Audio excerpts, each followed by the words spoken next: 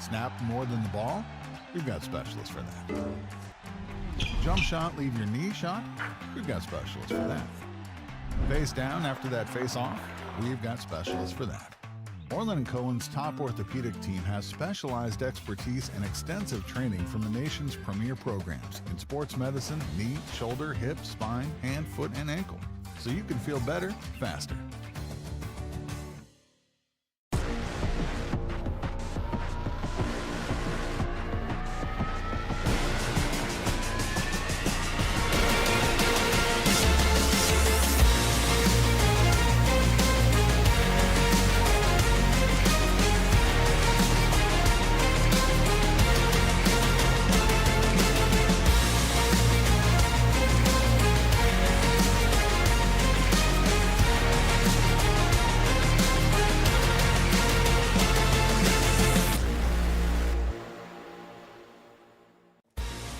The lights are bright here at Farmingdale State College, where the Nassau playoffs continue tonight. It's the big boys, the AAA division, where it's Syosset and Oceanside, the first of two semifinals here tonight on the Varsity Media Sports Network. Tonight's semifinal showdown, sponsored by Orlin and Cohen Orthopedic Group, as well as, of course, Lifestyle Sports. Well, a pleasant good evening, everyone. Dylan Butler alongside Rob Anderson for what should be two terrific semifinal showdowns here in Class AAA. And Rob, of all the divisions here in Nassau County, it feels like the AAA is more wide open than any. Any of these Final Four teams could lay claim to a county championship. Absolutely. The entire season, you've had these teams that just have been battling. They see each other once during the year. Some predictions we can make. Syosset is somebody we'd expect to be here. Oceanside ready, but a wide open field, some upsets in those quarterfinals as well. And here we are on the big stage with two coaches that know what they're doing and two teams ready to play. And two teams who know each other very well as well. Let's take a look at the bracket now and see how these four teams got here. As you see in the top chalk there, Oceanside, a comfortable win over Plainview JFK, and Syosset in a rematch of last year's semifinal game, another tight one against Uniondale, as seemingly every Syosset Uniondale game is. They won that one 1-0. You see in the bottom, Herrick's kind of and we'll get into that later on tonight, the feel-good story of this postseason with a win over Farmingdale, and then, of course, Port taking care of Freeport. But first we look at Syosset in this one, and it's interesting too, Rob, in this, because Syosset is the defending champions, right? They were the ones who raised the trophy here last year, and yet they're coming in as the 4 seed, and yet they do have a lot of key players, especially in the attacking third back, or from the midfield and the attacking third back from last year's team. They do. They have a powerful offense. Remember that they lost the Long Island Championship to Walt Whitman here at Farmingdale. But they're a team that has a ton of confidence. They can bring it up top. Coach Waxer said that Uniondale win was absolutely massive for how they feel as a team. Battle of last year as well. So to get over that hump and be here today, they've got a powerful offense, and they're ready to bring it. And what they did, too, was they almost followed the same script as last year, where they suffered a late-season loss, which allowed them to hit that reset button and refocus, and they did that in this postseason, as you said, that big win. We take a look, Rob, now at two players to watch for Syosset, two guys they'll certainly lean on here should they get back to a county championship. X is going to give it to you. We know that. Xavier Pultz up top, or on the wing, excuse me. And Jake Dappis has been an outstanding number 6 for this Syosset side. Yeah, Dappis is the quarterback. He can see the field really well, distributes well. And when you have a guy like Pultz up top that can finish, 5 goals is part of the story, but he's a dangerous player anywhere on the pitch. So that is the story with Syosset, 10-3-2 on the season this year. The top seed is Oceanside this year, 12-2-1 on the season. It is a Sailors team looking for their first county championship since 2000.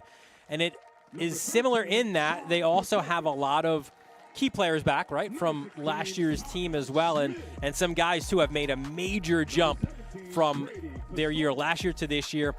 Certainly playing really well, and the most consistent team probably in this division. Without a doubt. They've established themselves as a very strong contender, the number 1 basically out of the gate. I mean, they really dominated their conference, and a lot of comfortable wins. Plainview, Old Bethpage, that they started getting something going. So to beat them 4-0 in the fashion that they did, they're feeling good, but they're never going to underestimate their counterpart here, Syosset. So to Syosset and Oceanside, the first of two Class AAA semifinals. We'll take a quick break, and we'll return with the starting lineups and keys when we return here on the Varsity Media Sports Network.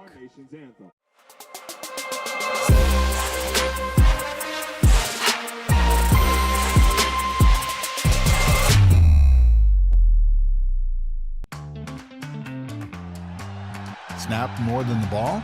We've got specialists for that. Jump shot, leave your knee shot? We've got specialists for that. Face down after that face off? We've got specialists for that. Orlin and Cohen's top orthopedic team has specialized expertise and extensive training from the nation's premier programs in sports medicine, knee, shoulder, hip, spine, hand, foot, and ankle. So you can feel better, faster. You've seen the dedication, the long hours, the early mornings, the sacrifice. You know your athlete has what it takes, but how do you make sure the right people see it? The recruiting process isn't easy. Coaches are flooded with highlights, but how do you stand out in the crowd? At Varsity Media, we specialize in creating game-changing ISO videos, high-definition, athlete-focused footage that highlights exactly what college recruiters want to see. With our up-close ISO video, we capture your athlete's key moments. No more wide angles showing other players. This is just your athlete's pure, raw talent. This is more than a video. This is the opportunity your athlete deserves. Give your athlete the edge they need. Make the right impression with Varsity Media's ISO video service. The future starts now. I'm back here at Farmingdale State College. Dylan Butler alongside Rob Anderson. And Rob, let's meet those players to watch for these Sailors, and two guys certainly who will be key here, and they have been throughout this season. They certainly have. Sean Mahoney, 2 goals, 15 assists. Folks, 15 legitimate assists. This guy controls the middle of the field. Maybe one of the best players, if not the best player in the AAAs. And then you got Gavin Joyce. He's the center back. That kid just locks it down back there. He's a great communicator, moves the line, sees the field well. 2 high-impact players.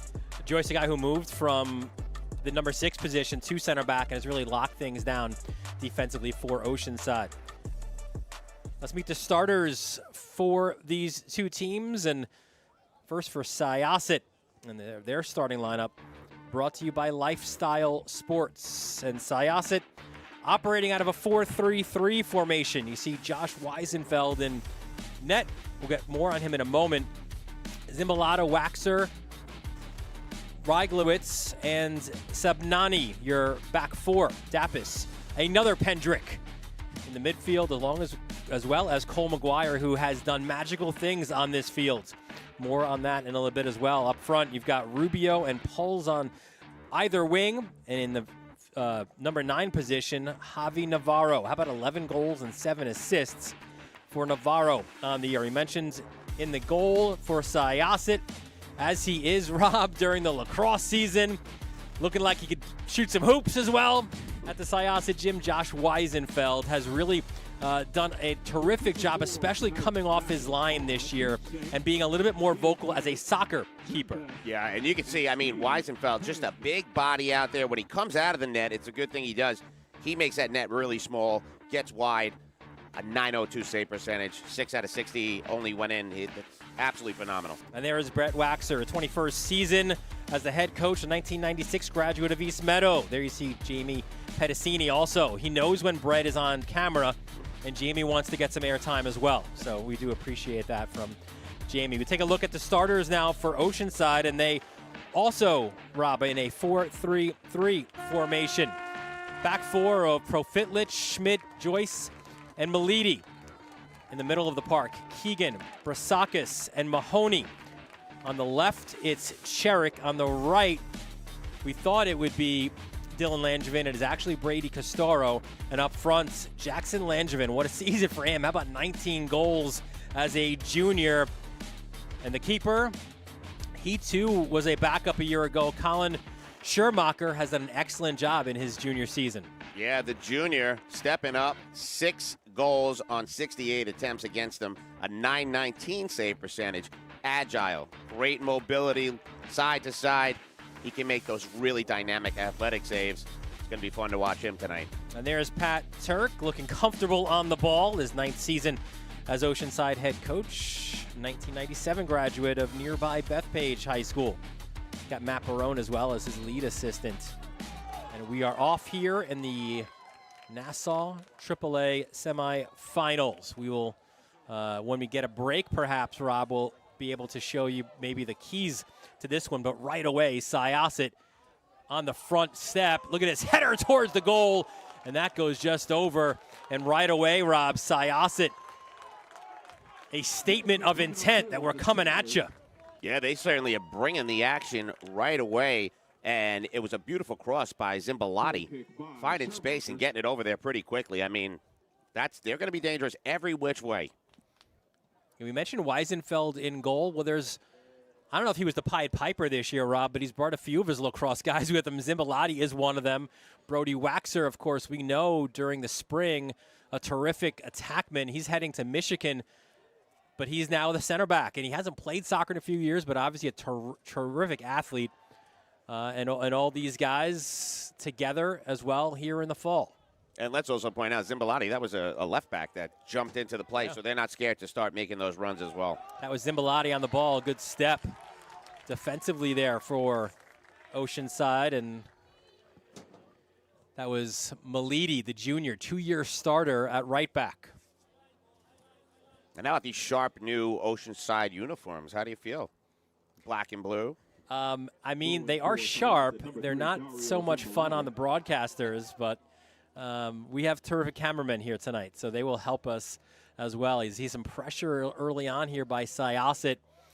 We said in the open, Rob, these two teams know each other well, right? And they certainly do. It seems like every time they meet, it's a close game. They are mirror images, certainly in what they want to do. They want to play the ball on the ground. They want to connect passes. They both operate out of a 4-3-3 system, so it should be a fun one. Certainly should, and it just tells you that the offense is going to be pretty potent on both sides and a lot of strength in the midfield. There's Zimbalati as well, cutting it back to his right. Settling touch, firing towards the edge of the 18. That was Dapis. This one just sent towards goal. Wasn't really a cross and wasn't really so much a shot either by McGuire, but you know what? That's one thing that Waxer told us, right? Like, have a go. Make the keeper be a keeper. One of the keys to this game, and it's certainly nothing against Schermacher as a keeper, but he wants his guys to test any keeper out there and make him make those saves.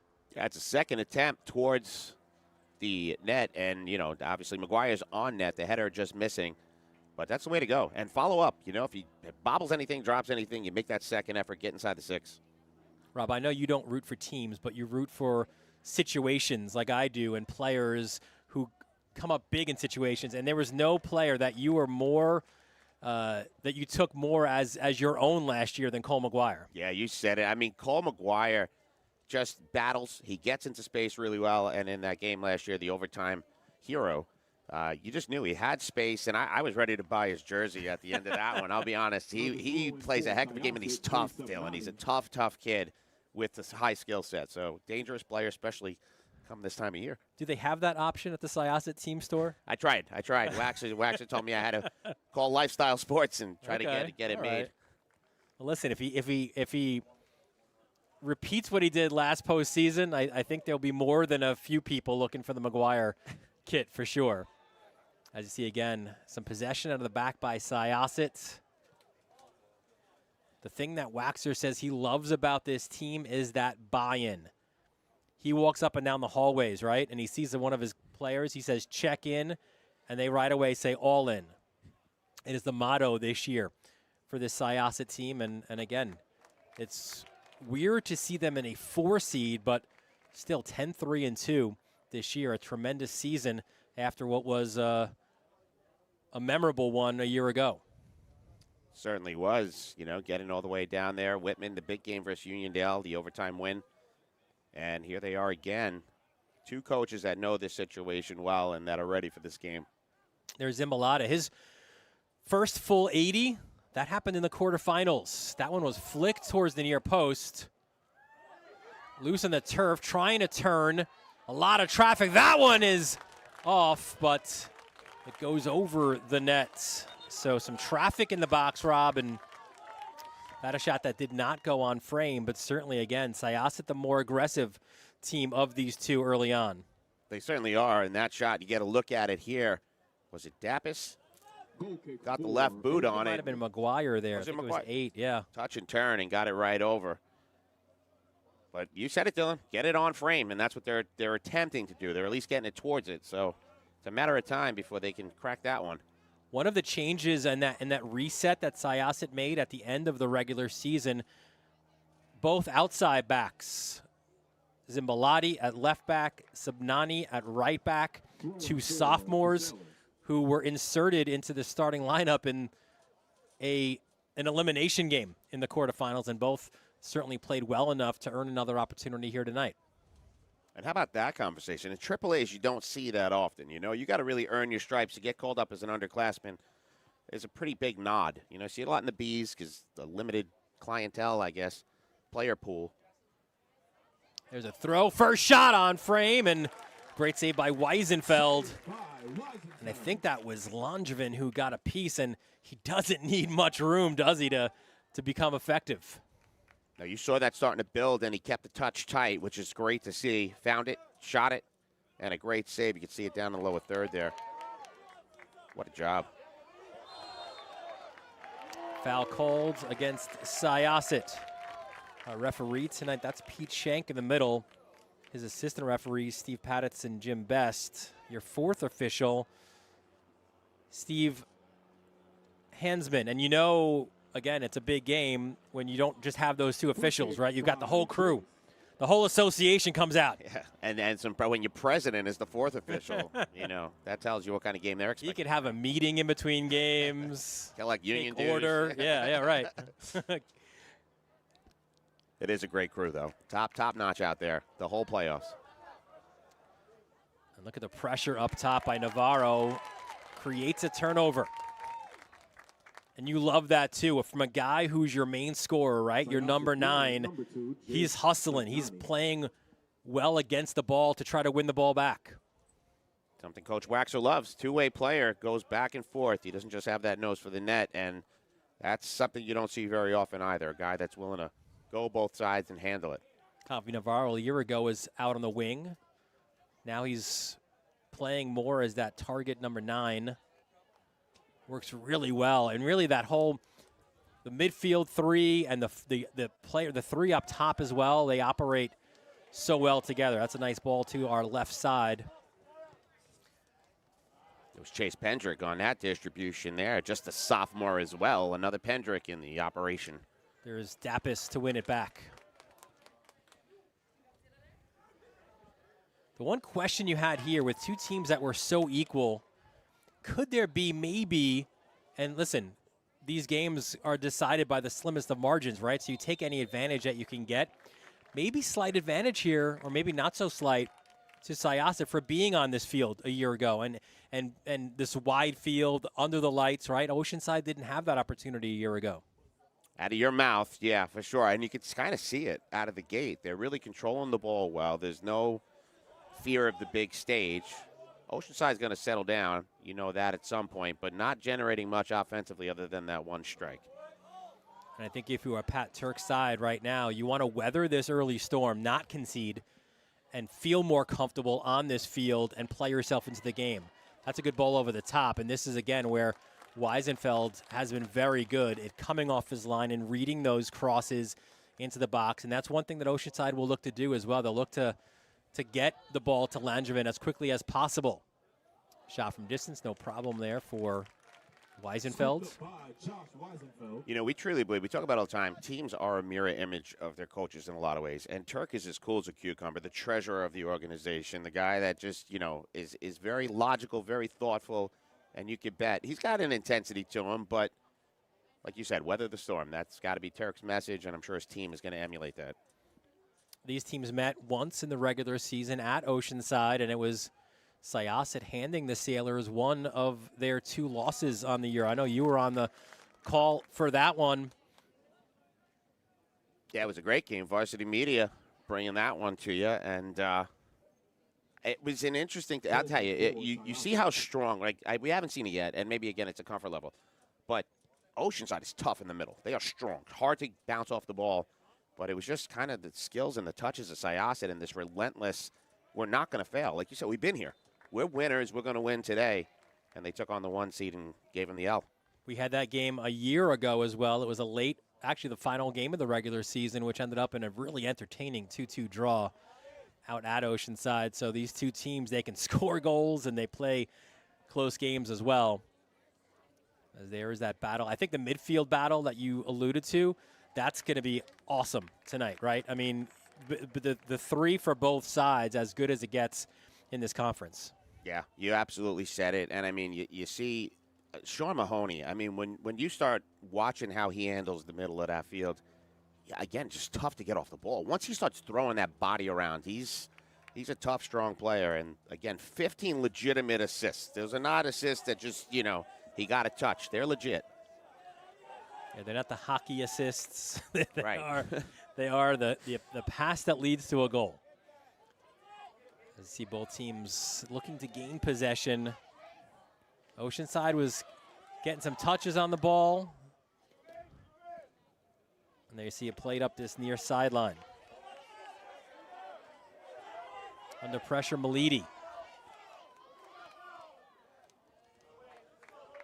Shank lets him play. I was going to say that's an indication, I think, of where this game's going to go and how it's going to go. But I think, too, that's a veteran official, too, right? Where he doesn't want to blow his whistle too much and, let the guys battle for the ball. Shoulder to shoulder, going both ways. Yep. Nothing illegal, so absolutely. And it's AAA. They definitely look at these games differently. Good race down that far sideline. Can Oceanside win something out of it? A corner. And they will not. It'll be a goal kick. While we have this opportunity, maybe we could show those keys ahead of this goal kick that we mentioned, Rob, for both teams. There you go, Syosset. They got to carry over their presence from Uniondale. We said that earlier. Limit Mahoney's ability to quarterback the play. Kind of alluded to that already. And make their goal kicks be goal kicks. They got to get them deep, get them long. Oceanside possession, make the fewest amount of mistakes. They know they're playing a team that can take advantage, convert every opportunity they get, and defend their opportunities as well. So a lot of things that we indicated already that we could already see evident. That's why they're the keys to the game. That's it. Keys are important, whether you're trying to get into your house or into your car. An opportunity again from distance, and certainly Syosset. That one was not on frame, but listen, they're showing that, hey, we have comfort here in just getting shots off from anywhere. And that was Chase Pendrick. And again, the pedigree of the Pendricks, you're trusting a sophomore in the middle. He got a good leg on it. And yeah, waiting to see just Oceanside turn something over here. On their side, I'm looking at number 10, also Jackson Sherrick, the senior midfielder. And it looks like he's really trying to get some space. He had a good run when that ball went down to the corner. But he's having a hard time finding space. He's trying. Here's Milady, takes a few extra steps. And now they'll look to combine. Second ball. Great battle for it. And there is Pendrick. Maybe the best compliment Waxer can give him is to just say he's a Pendrick. Pickpocket Pendrick over there, yeah. Right? He said the buy-in comes from the start. Good ball over the top. Shot towards the far post. Rolls wide. And that was one of those situations where Weisenfeld did come off his line. But that shot whistled just wide, Rob. Yeah, take a look at it here. Ball sent in deep and a beauty. Talk about quarterbacking. And then that touch and the turn, a little bit of a heavy touch there.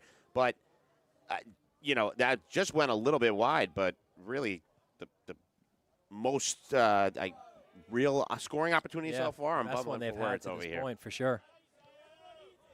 And that was Sean Mahoney. You mentioned the assist before, but Mahoney also a couple of goals on the year for the SUNY Cortland commit, co-captain of this team, along with Greg Profitlich, the left back they call Petey. And you might say, well, wait, what? Why?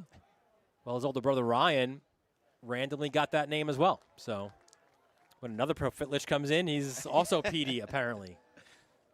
As that one from distance goes over the net. You gotta love it. Nicknames, sometimes no rhyme is a reason for them. But Petey it is. And there's Weisenfeld. And one thing we asked Waxer leading in, and he's also a lacrosse guy, so he gets it. But, is there a correlation from lacrosse goalkeeper to soccer goalkeeper? And he said, as the clock will stop here, it more about the communication, certainly.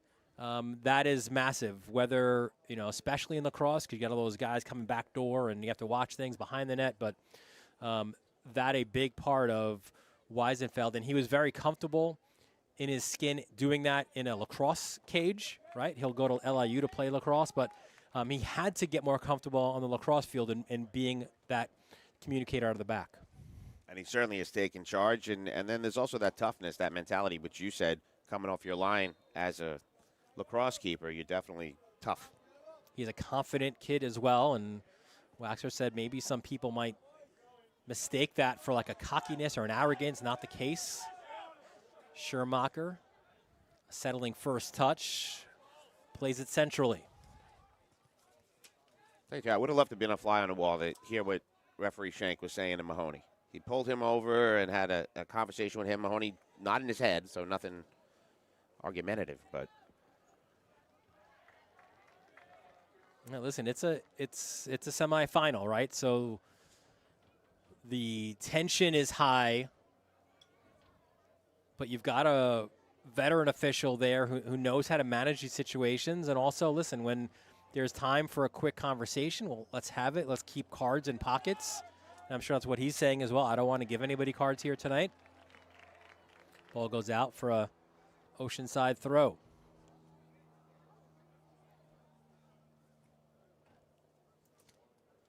That's Profitlich to throw the ball in.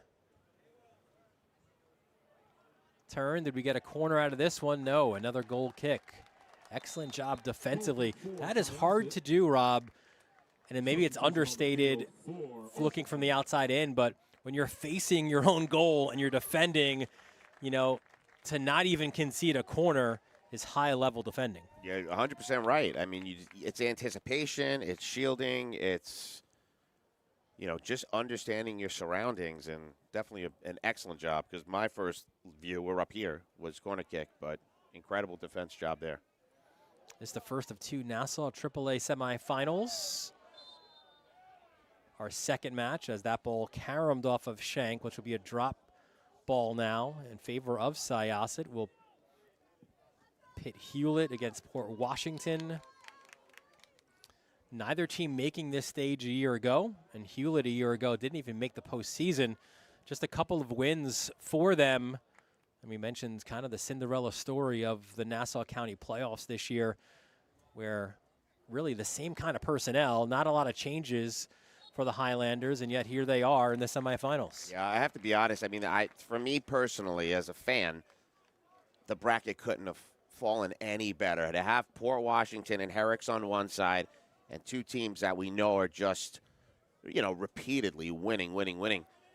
On the other side of the bracket, it's going to be a cool face-off at the end, whoever prevails on both sides. There's Mahoney on the ball. Free kick, Mahoney. Serves a nice ball into the box. Ball headed, deflected down, and cleared to midfield. Headed back. Now Oceanside will look to attack. Sent to the far post. No problem for Weisenfeld. That was Dylan Langevin getting that one in there. Again, a sophomore. And getting that shot on frame. Yeah, Rob, those two wing positions, we'll see a bit of a rotation where there's like four guys for those two positions. Langevin coming in, the sophomore, who's really risen to the challenge this year. Along with, of course, his brother Jackson, a year older as a junior. But we saw Brady Castaro start. We'll also see Joey DePalma also playing that right wing. Ball over the top. Goes back, and Schermacher makes sure he corrals that ball quickly. I like the pressure they're putting on him, too. It was great to see Syosset no quit. Make him uncomfortable. Cesar Rubio that was following up on that one. Yeah, and you see him there as well on your screen, looking to continue to pressure. The junior, he was a left back as a sophomore. Also played in the middle, striker. Still raw as a junior, but has just gotten better each and every game that he's been able to play. Some good stuff now from Oceanside as they've, we said, weathered that early storm, and now they've played themselves into this game and getting some touches on the ball and creating some opportunities. Yeah, the tilt is now even on the field for sure. There's Malidi. Throw in by Malidi. Nice throw into the box, headed cleared, not out though. Challenge in that semicircle above the box, no foul, and Syosset an opportunity to counter.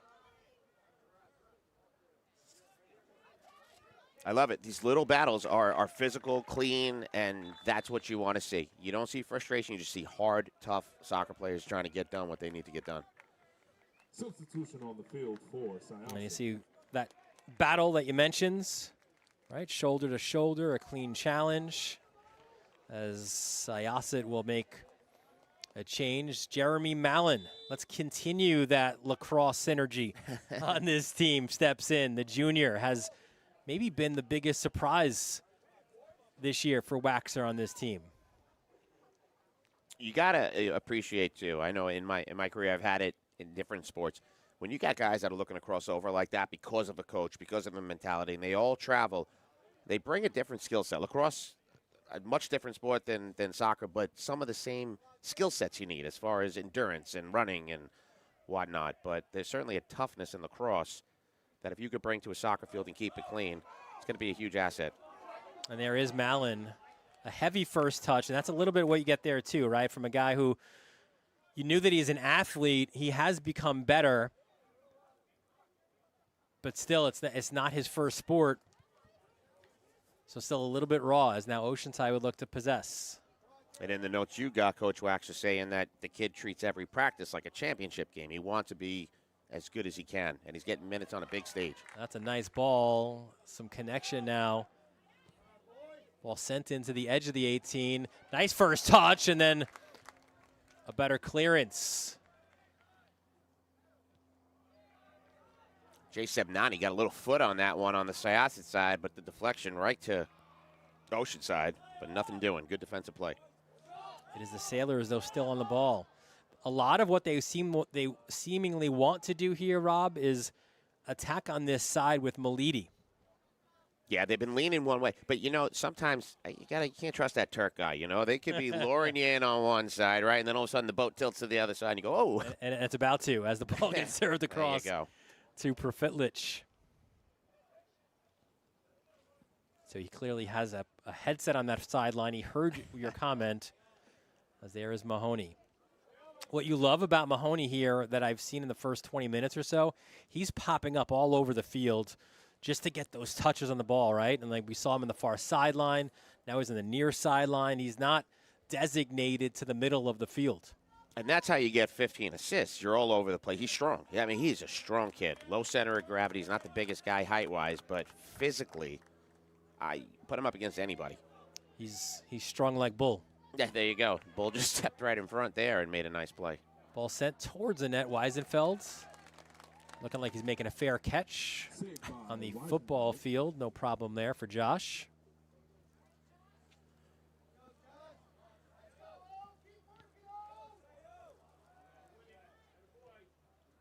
Off of the shin. I think that was Pulse on that far sideline.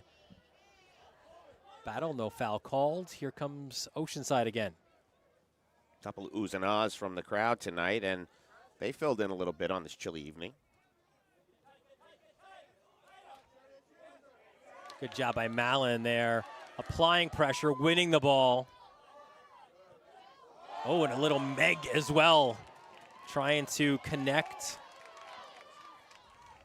And you always want, regardless of ability level, you want that energy guy off the bench, right, to turn something up for you guys. And Malin has done that in short succession here for Syosset.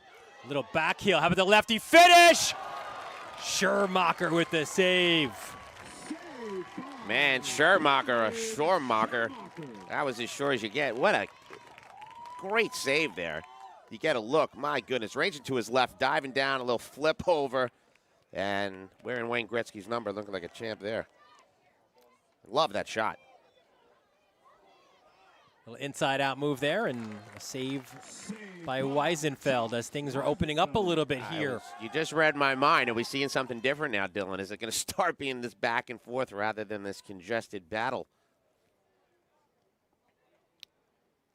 And you see it, more excellent stuff there by Navarro, and that's the one thing that Waxer says too, and we've seen it more than that in a second. Ball cleared out to midfield to Mahoney. Clips it into the box. Weisenfeld communicates, says, I've got it, and makes a save. But every touch by Navarro, you have that thought of something special could happen here. And he's got that burst of speed. He's got a soft touch. Without a doubt, one of the difference makers on this team. I'm sure Syosset knows, too. They're thinking about it. Everybody's thinking about it.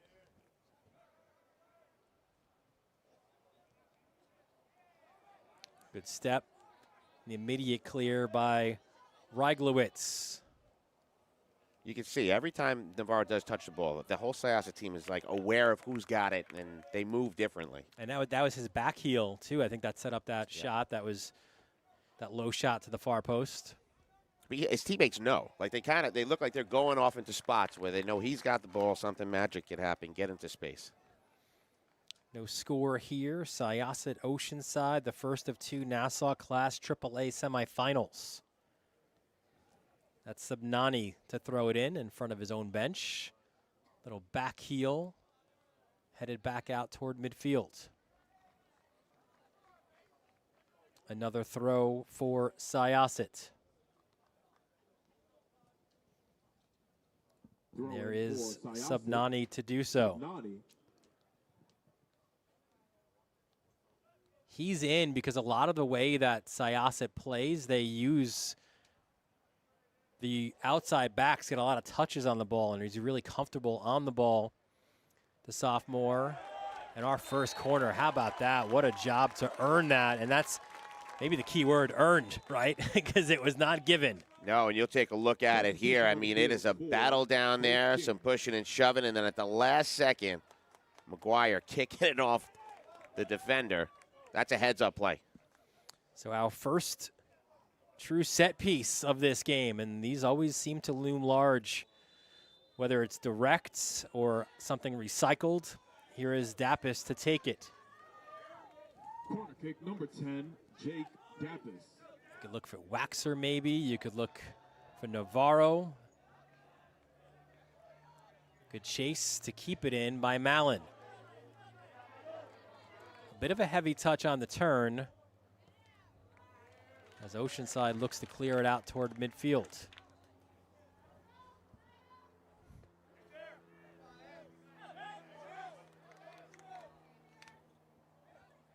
Xavier Pulse, captain, a dynamic player for this Syosset team, number 19.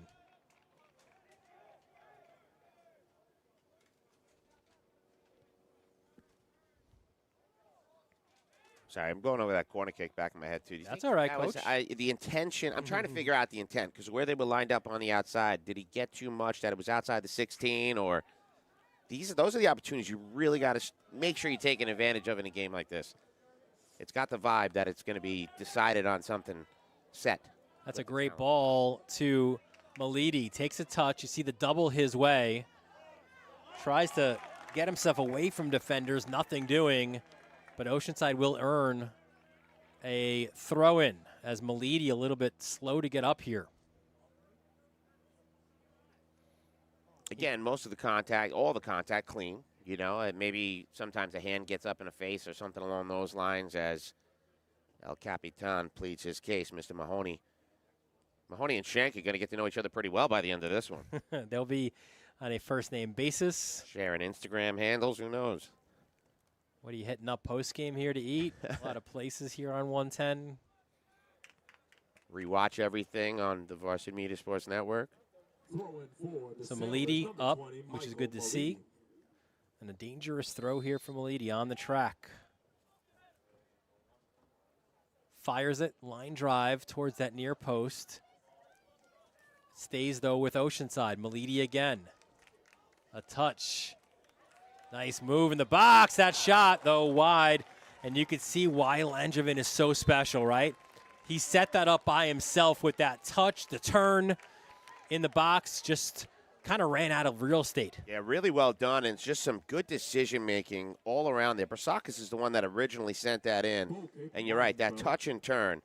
But Bersakis connected with Milady and then set that whole thing up. And honestly, Bersakis is the one I'm impressed with. He had a decision. He could have sent it into the middle, saw the space, took it, 2 touches, and almost got one in.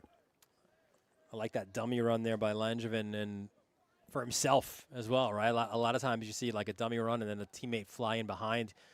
He did that for himself to turn, and like I said, the angle just wasn't quite there for him. But just as was the case early in the first half when he was in the other post, doesn't need a lot of room to create some danger. And he's such a cool story, too, for this team where, you know, a year ago was struggling to adjust to the pace and everything that comes with varsity soccer as a sophomore. He sat down with the coaches and said, I want to be one of the top strikers. So Pat Turk, of course, is like, well, that's great, good. But, you know, to do that, you need to hit a certain number, right, of goals. He's like, all right, coach, let's watch some film. Let's see what we could do, and really put in the effort in the off season. And it has paid off here in his junior year with 19 goals on this season. It's got to be, you know, I think maybe second or third in the county. 19 was up there. And that's impressive. Again, in the AAAs, in a class that's so tight and had so much competition, 19 goals is an incredible feat. And it's that work ethic and what Turk called a curiosity to the game. You know, always asking those questions and how do I do this and what if I make this run? And Turk's one of those guys. He's not going to turn you away. His coaching staff won't turn you away. You want more knowledge? We've got you. Our door is open. Whatever you need. Now 1v3. It looks like that's Poles. Hard challenge, and he is called for the foul. All right, now you're starting to see a little bit more the whistle coming out, and, you know, you take a swing with the foot like that, you're going to get it. And Waxer says he works out like none other, and he is an absolute horse. You could just see it here in his jersey and shorts, right? Just a full-body muscle. Have you ever seen Brett's son? Yeah. Oh, my goodness. Yeah, they take the weight training seriously in both of these programs, which is something different you see in soccer as opposed to the past. But again, when you got a bunch of lacrosse players out there. Little push from behind by Dapis, and it's Mahoney. And I think those two will be very familiar with each other by the end of this game as well. Mahoney and Dapis. That's going to be a fun matchup and maybe the matchup of the game, right? Oh, without a doubt. And again, that physicality, you know, and you can even see Mallon starting to bump shoulders with him a little bit there.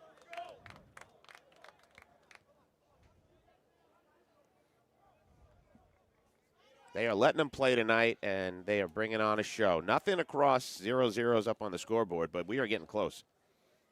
And what we saw there is a good job watching film here from Syosset, right? As it went right to what the coach said with Waxer in our conversation, where Oceanside, they want to play the ball on the turf too, Rob, but they are quicker of the two to try to get that line-busting pass through, right? And that was the case there, and Rylowitz read it well, as there seems to be an injured Syosset player as the clock will stop.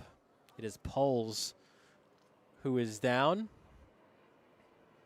which will give us an opportunity, Rob, to look at what we have on tap. And we are absolutely camping out here at Farmingdale State College. I saw the tent you have over there. It's a nice setup. It's a beautiful fall evening. Herrick's in Port Washington. We mentioned that coming up tonight, 8:30. And then we continue tomorrow with Class A, Friends and Locust Valley. Talk about a derby. You know, these are two schools that located a little bit more than 2 miles away, 2.1 miles away, according to Google Maps. And that'll be a fun one here as well. Did Dylan Bartler look at how far they are away on Google? I absolutely did, yes. All right, so do you know Floral Park and Lawrence, the South Shore? I didn't look at everyone. Oh, I just looked at that one because I knew they were both right there. Floral Park and Lawrence not too far away. You got the South Shore and North Shore. Again, the brackets lined up kind of cool geographically. Yeah, and that was one we didn't have on our screen, but you just alluded to it, Lawrence and Floral Park, and we spoke with both head coaches. Good ball over the top. Navarro chases it down. Terrific first touch. And a big ball one there by Oceanside. But those two teams, Lawrence and Floral Park, somehow have a magnet for each other in the biggest of stages, whether it's a county final as it was last year. It was a county semifinal. They just always, it's like they get together at the end of the season. We're like, all right, listen, we'll just mark this date. We'll play sometime at Farmingdale State. And this will be round 3 between those two, the deciding round 3 as they split the first 2 matchups. And, you know, they play each other in a South Shore Summer League, so they see each other in the summertime. Coach Lagasse and Rodney, good friends. You know, 2 guys I'm having trouble seeing anybody win or lose in that game. But you're right, they're destined for each other. And styles make fights in that one. You got a technical team and a tough team. It's going to be interesting. But some great matchups we have, and then we got the AA Monday and Tuesday. So, yeah, I'm going to keep the tent up till night. That's it. If you're driving by campus and you see some smoke coming, don't get concerned. It's Rob getting some s'mores going, some hot dogs on the steak. Bring me a slice of pizza or something. There you go. Final 5 of this scoreless first half. An entertaining one, though. That chess match that we expected between two teams who know each other well. There's Gavin Joyce, and I think it was his touch earlier that stopped that play, and Joyce, a guy absolutely instrumental. You look at the goals conceded for Oceanside this year, and it's a ridiculous number, right? It's just 6 on the year, and he's a big reason why. Moved from D-mid to center back. There was an injury early in the season to Dylan Benjamin, and that created an opportunity, and Joyce stepped in a huge way. And he's done a great job. They are a shutdown team against 6. AAA 6, that's insane. In 15 matches, 50, right? yeah. So, and think about it too, 2 against right. 2 of them from Syosset. You said the that part out loud. That's the part that Coach Wax is hoping plays a factor in this one today. A throw in far sideline for Oceanside. So in other words, 0-0 is not a surprise in this game. You know, you think about 2 high-powered teams, but being knotted up at 0 headed into close to the second half. Here's Pro Fitlich to put it back into play. Oh, it takes that dangerous bounce in the box. 2 bounces. Now it pinballs around, and it's sent high in the air. Wow. When you are defending in the box, that is the last thing you want to see, the ball bounce inside of your 18. Just lucky that bounce kind of fooled Jackson Cherick as well, because if he could have turned the hips on that one, it would have been tough to handle. That cross was blocked. Good first step. Oceanside fans looking for a foul call, none given. But the Sailors now on the front foot, Rob, looking to get something here in the final moments of this first half. Here's Mahoney, triple team coming his way. Mahoney works it to the corner flag. Low cross, picked out there defensively and sent out towards midfield, and a little push was called against Oceanside. And that was a nice step by Brody Waxer You talk about size, right? Look at how big 22 in white is. Yeah, he's a big boy. And referee Schenk seeing that one as a push, and that's going to go up the other way. Just so you know, as far as the officials go, we go. Referee, the vice president, Steve Denisi, watching us. He says hi. Okay. Just texted. He said, Dylan sounds I mean, great. we're interactive here on our broadcast, so that's cool. Yep, he's watching, so. Appreciate that. Big fan. Big Dylan Butler fan, he told me. That's very nice of him. He is. He's a good guy.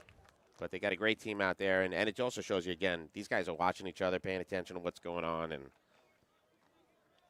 really they've done a great job. 30 new officials this year.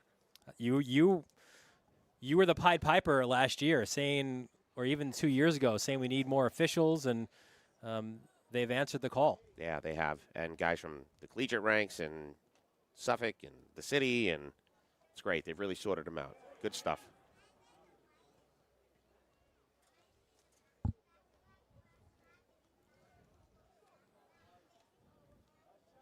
Maybe we can get Denisi or one of his colleagues to jump on, maybe as that rules analyst, right? I'm so I've thrown it out. I'm glad you said it. I'm so about it. I was talking to Pattis about it. Pattis was banged up with a knee injury. He's out there today. He's back, thank goodness, healthy. But how cool would that be? Just get a guy up here, and I'll hand him the headset. You can. Oh, we got another. We can get him a third. It's all good. It's a dangerous one here, Rob, in the final minute of this first half. Set piece for Syosset. On the ball, Cole McGuire. And again, he knows magical moments here at Farmingdale State. Sends it into the box, headed cleared, but not completely out. And this one just sent into the stands wisely as Syosset scrambling to get something off here in the final 30 seconds. Zimbalati now to throw.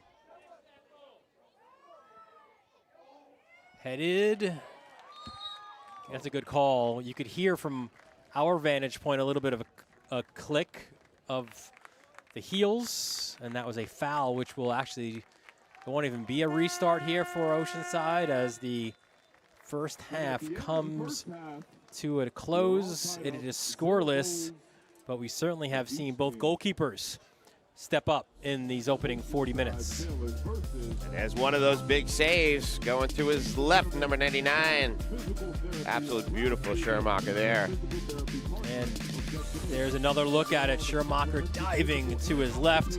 Makes a terrific save on the best opportunity of this first half for Syosset. Weisenfeld there. He was very good as well on the other side, Rob. Yeah, we'll take a look at it here. A beautiful boot, and he gets that knee down. That's how you do it. That's just a classic goalie save. Get your body in front of it. Good job. Rolls it out. And rebound control as well. Nothing popping out there for Weisenfeld. So it's the Nassau Class AAA semifinals. At the half, we are scoreless between the fourth-seeded Syosset and top-seeded Oceanside. Back with more on the Varsity Media Sports Network.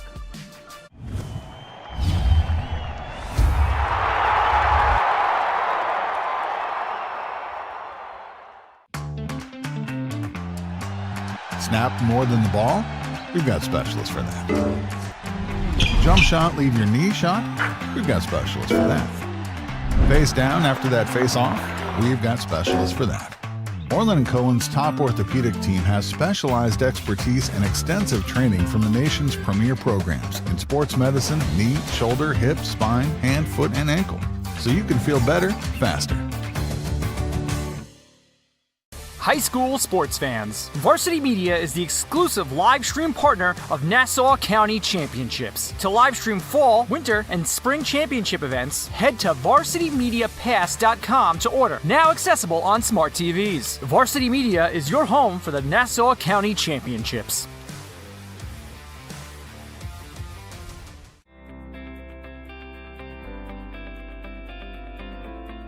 Hi, I'm Dr. Craig Levitz, and I'm the Chief of Orthopedic Surgery at Orlin and Cohen Orthopedics and the Head of Sports Medicine at Northwell Health. With the playoffs coming around, this is the prime time of year for significant shoulder injuries.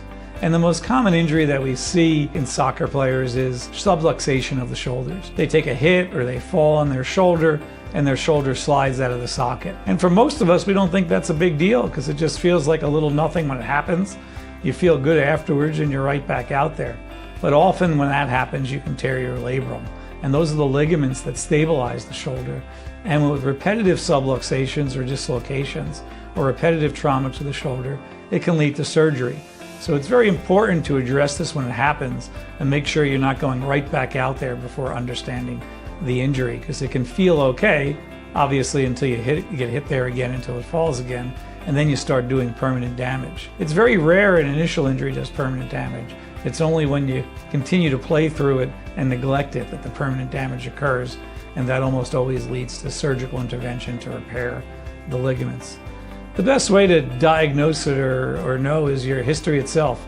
Most athletes know when their shoulder slid and they just don't know what that was. They don't know what happened or what it was, but that is a strong situation to make sure you bring to the attention of your athletic trainer and definitely get checked out by an orthopedic surgeon. Unlike when I was a kid, we have MRIs readily available, and the best way to determine if you can play the next day or right away is to get an MRI right away. It's very easy for a doctor to say, take 4 weeks off and let's see how you do and get you back out there. The problem is that's half the season in high school. So we treat our high school athletes like professional athletes and try to get an MRI within 24 to 48 hours of their injury. So if it's nothing significant, they can get into therapy and be back playing by the weekend.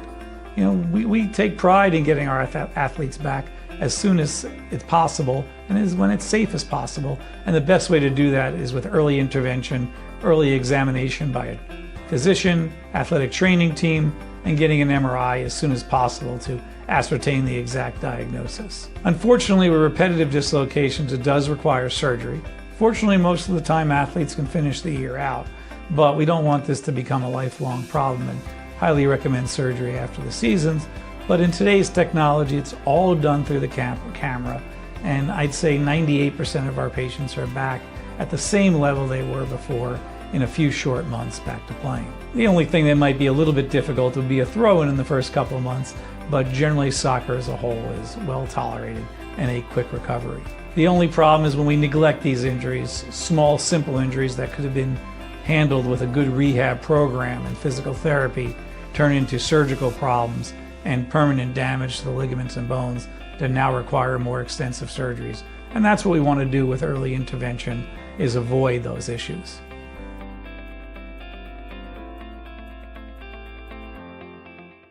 Hey parents, coaches, and players, ever wonder what makes Varsity Media stand out as the tri-state leader in sports live streaming and videography? If you're looking to optimize your sporting event, look no further than Varsity Media's coverage. Since working with them over the course of the past 4 years through the Elite 5 New York City Football Showcase, their coverage has helped take us to the top.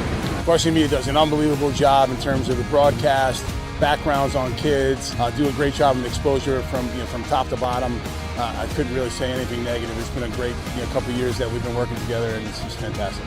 Well, I'll tell you, the fact that you guys are here has helped grow it, really. I mean, Varsity Media has been a good partner with us now for the last couple of years. That brings this game to a much broader audience. The level of detail and that you go to, I mean, obviously the announcers, the camera angles, the slow motions, I mean, you feel like it's being covered by, ESPN. If you'd like to book with Varsity Media, reach out at 516-403-2050 or email ben@varsitymedia.net. Now is a great time to book a sportscast with Varsity Media. What sets our sportscast apart isn't just the quality of our production, it's the knowledge, passion, and professionalism that our announcers bring to every game. It's Merrill. Oh, look at a fake by Merrill. There's the spin again. Gary Merrill is not human. Touchdown, St. Anthony. Profeta!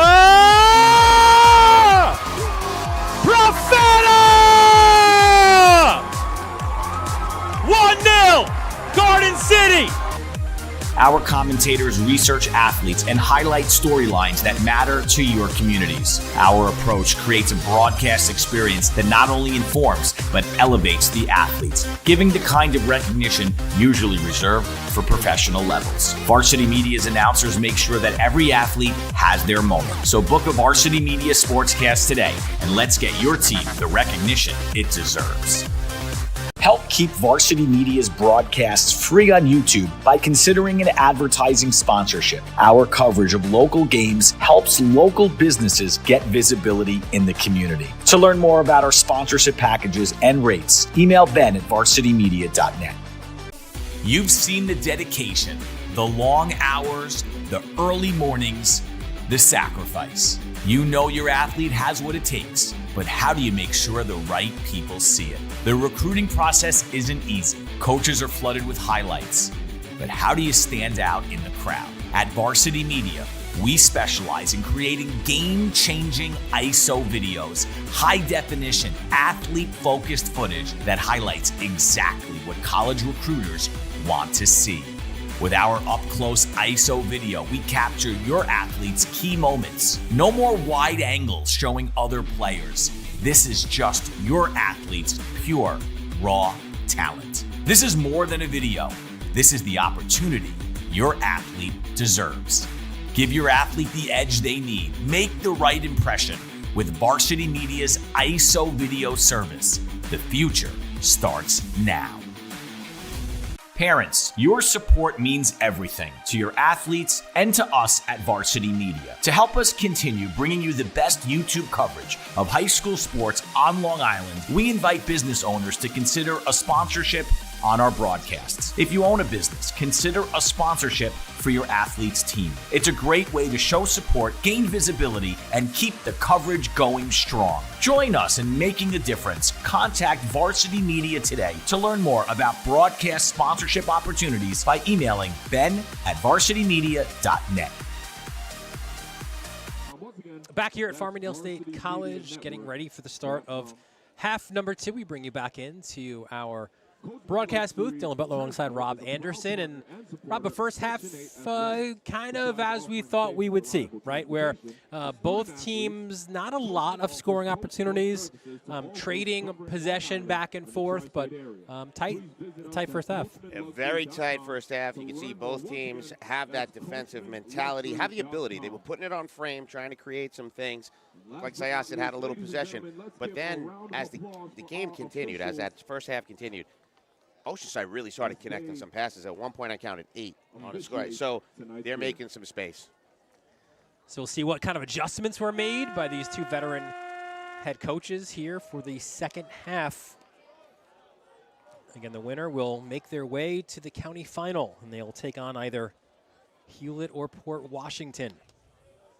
As you see another look at our bracket here.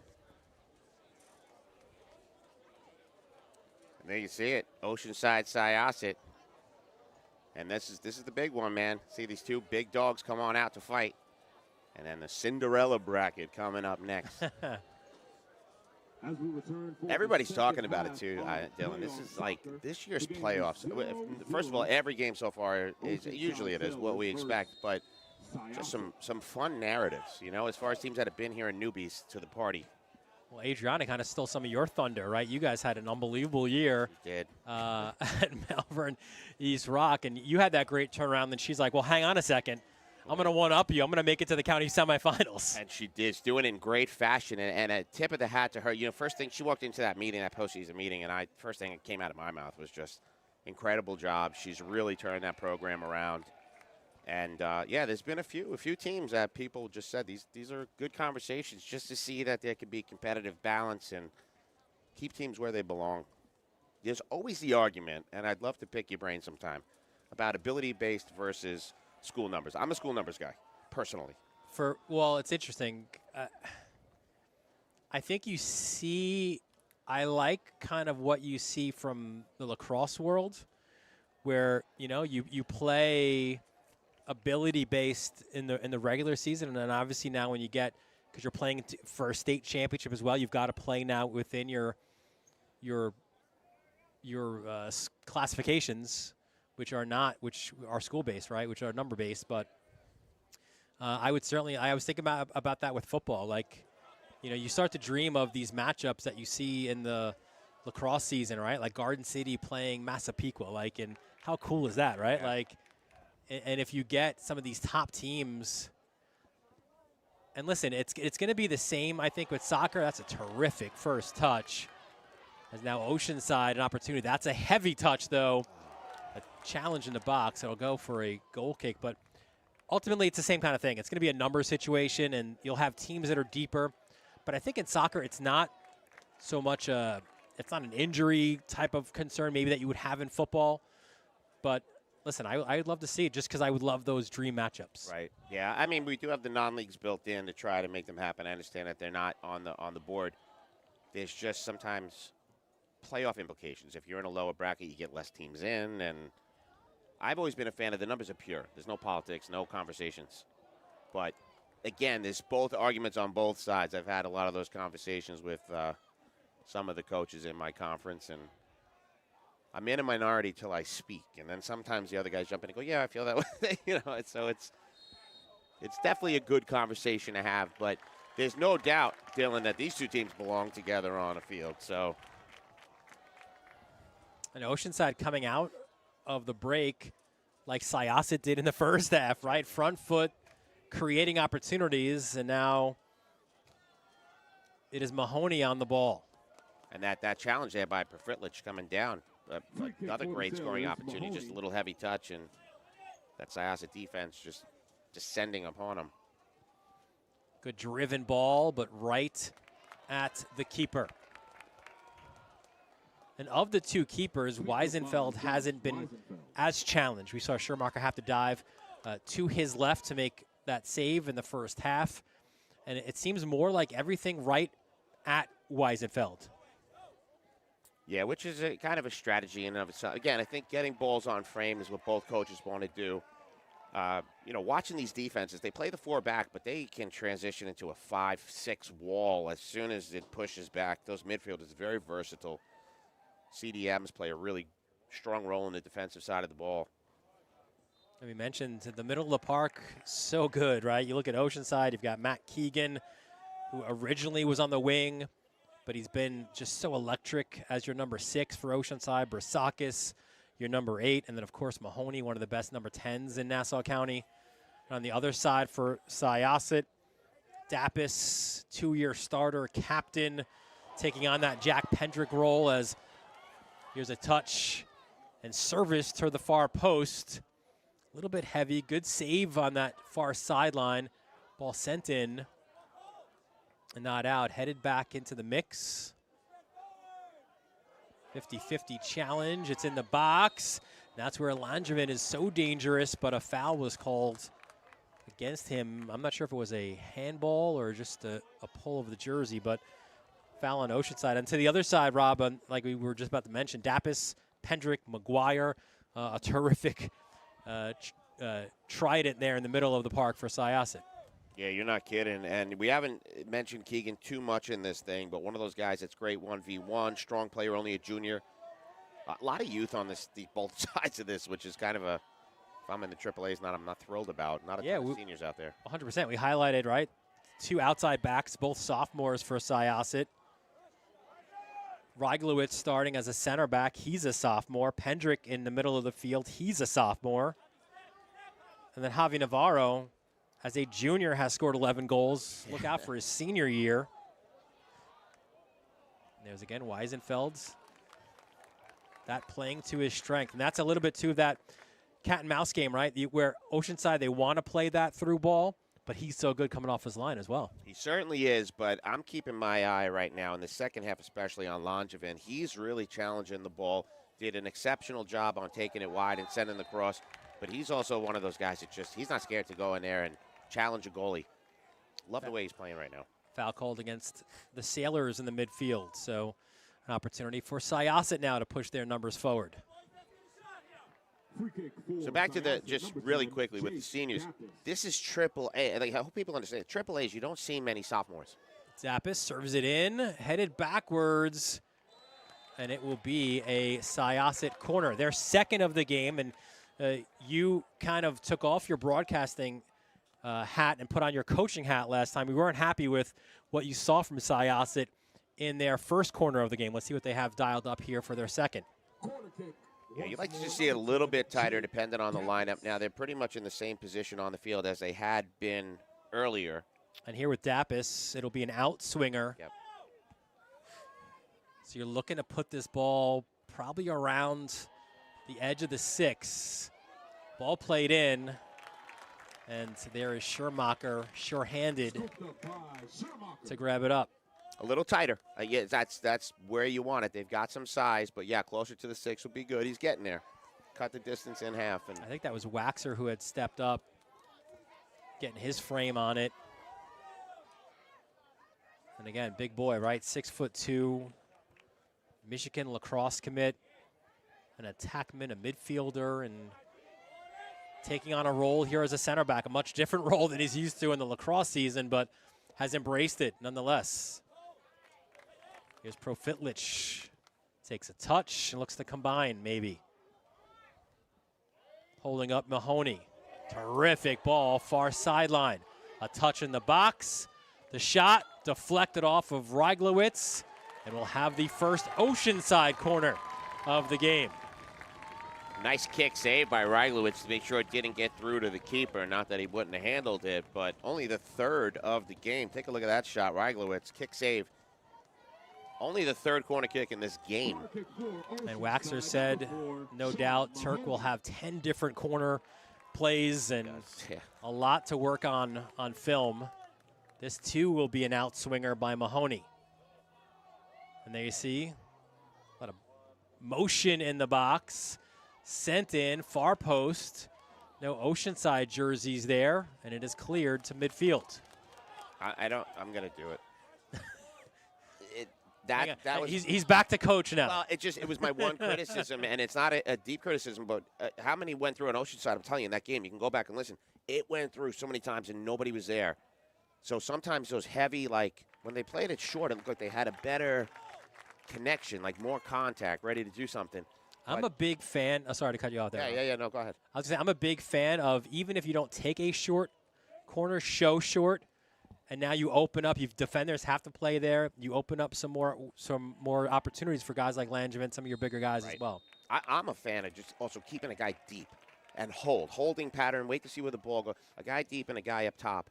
Because it's high school. The ball kicks out sometimes off somebody's head and you're sitting there. But they all want to be in the box. They all want to join the play. And right there, an example. That ball rolled right through, and that's a nice second effort and a better angle. Free kick for So we'll see how it goes, but 3 corner kicks in the whole game. So they're at a premium right now. Got to take advantage. Here's Reiglowitz. Moral of the story. Played more as an outside back a year ago in his freshman year. Has really done a terrific job at center back. Has a lot of confidence. He's using his voice a little more. An opportunity now for Syosset. Their crowd steps up, and a big block on that side by the Sailors. 3v2 broken up. That was incredible. I think it might have been Joyce, if we have an opportunity to look at it again, but the pulse on the ball. Looking to dance. Cuts it to his left. Far post. Bounces around. It's loose in the box, and that one just over the bar. Another look. So I think it was Connor Schmidt, was it? 16. Schmidt. Yeah, it looked like the sophomore. Great timing. And there's Langevin now. Looking to run and ran out of real estate. You can't underestimate that defensive play right now, Connor Schmidt. You might have to play the game 3v2 on that, and that ball stayed down there. Great defensive timing. Was brought up with rosters expanding for the postseason last year. Just to get a taste, want to see what it's like. It obviously wasn't the postseason run that Oceanside had hoped for. It was just a 1-game run.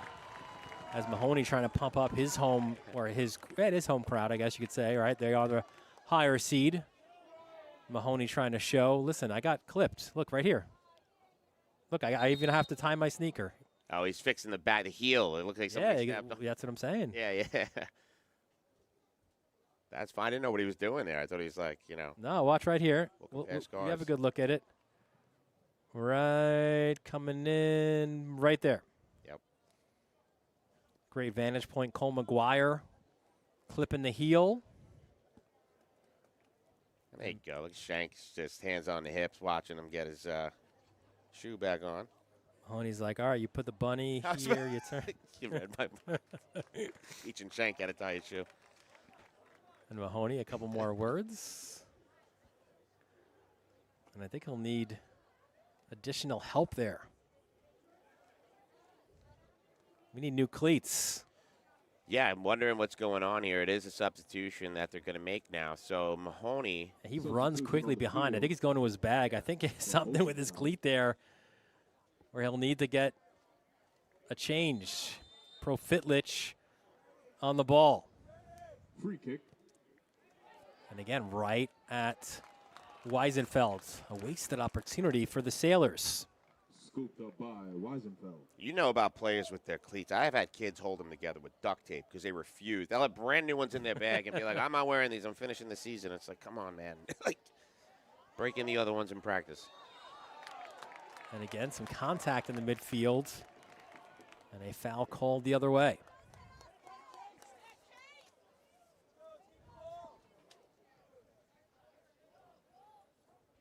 Good look at McGuire. A guy who turned it up in the postseason last year, and Wax was hoping he could do the same this year. Just one goal to his name in the regular season. But that overtime hero last year, I think he also, right, didn't he score the winner in the county final as well against Plainview JFK? Battle along that far end line. And nothing is free here today, Rob. Sorry about that. I was just saying Mahoney looks like he's checked back in, so whatever was going on. Yeah, we'll take a look at the table, and there is Mahoney checking in. Let's see, new cleats.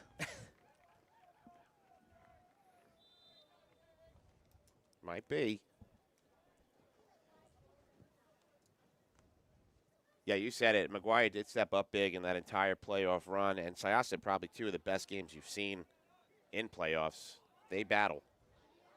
And this has been a battle on this pitch. And again, they try to find the ball to Langevin. And also to your point of him he's popping up in different spaces. He's not kind of playing central as a 9 and just playing me through the middle. We saw him on the left. We're not seeing him on the right. Anywhere that he can get a touch. I like him being a guy that's definitely, they're keeping an eye on him more. But you could see him being involved in scoring opportunities for sure, the way he's working right now.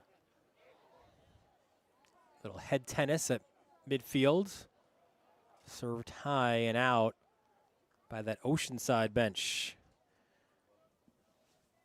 For the Sailors, it's been a really good season where Turk has loved the attitude and the approach. You know, there's been a lot of experimenting, whether it's in formation or lineup and different things. He said he loves that his guys have been willing to do that. You know, we mentioned that injury to Dylan Benjamin early, and that forced them to make some changes. And, you know, key moves and long-term moves, right? Because that was an injury that was a month long, and they've been able to put it together. They've handled situations. They've withstood some tough opponents. And he said the focus was never on being the number 1 seed or winning the regular season, but just about each game, just kind of trying to do something a little bit different. And his guys have bought in all the way. Yeah, Turk's that man behind the what is it called there? The carpet. Wizard of Oz? Behind, yeah. What's it behind? It's kind of like what we have here, The man behind Varsity the Media. He's always tweaking. He's like a mad scientist over there. They do have a lot of different looks. Losing Benjamin was big. That kid had a big throw in.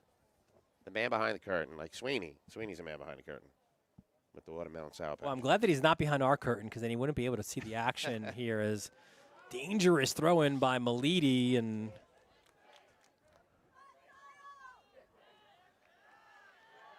good win in the midfield as a switch of fields. Profitlich takes a step up.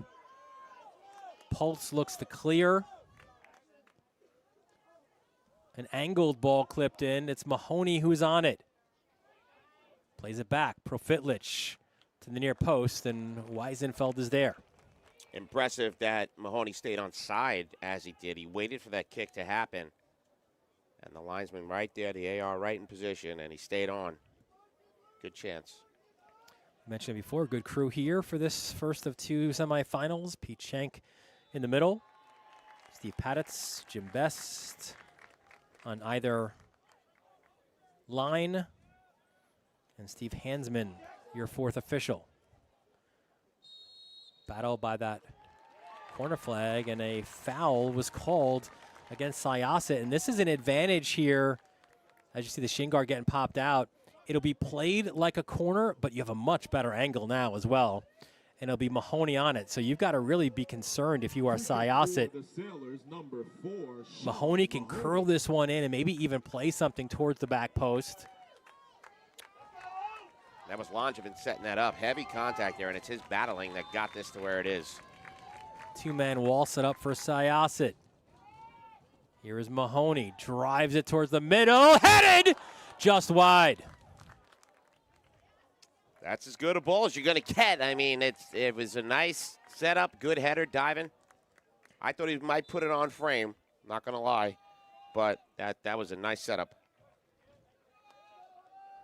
Free kicks, corner kicks, again, at a premium this evening. And that was taking advantage of one as best you can. I see it there again, driven in by Mahoney, right at the edge of the 6. And you feel, given where he was on the field, right, if that is on frame, I think we've got a 1-0 right now. Without a doubt, and it was Jackson Sherrick getting ahead on it. But again, it was Langevin's effort that set that up. If he wasn't battling so hard. Here comes Javi Navarro. Great interception by Oceanside. A needed one as well. The last thing you want if you're Oceanside is this guy running at your goal.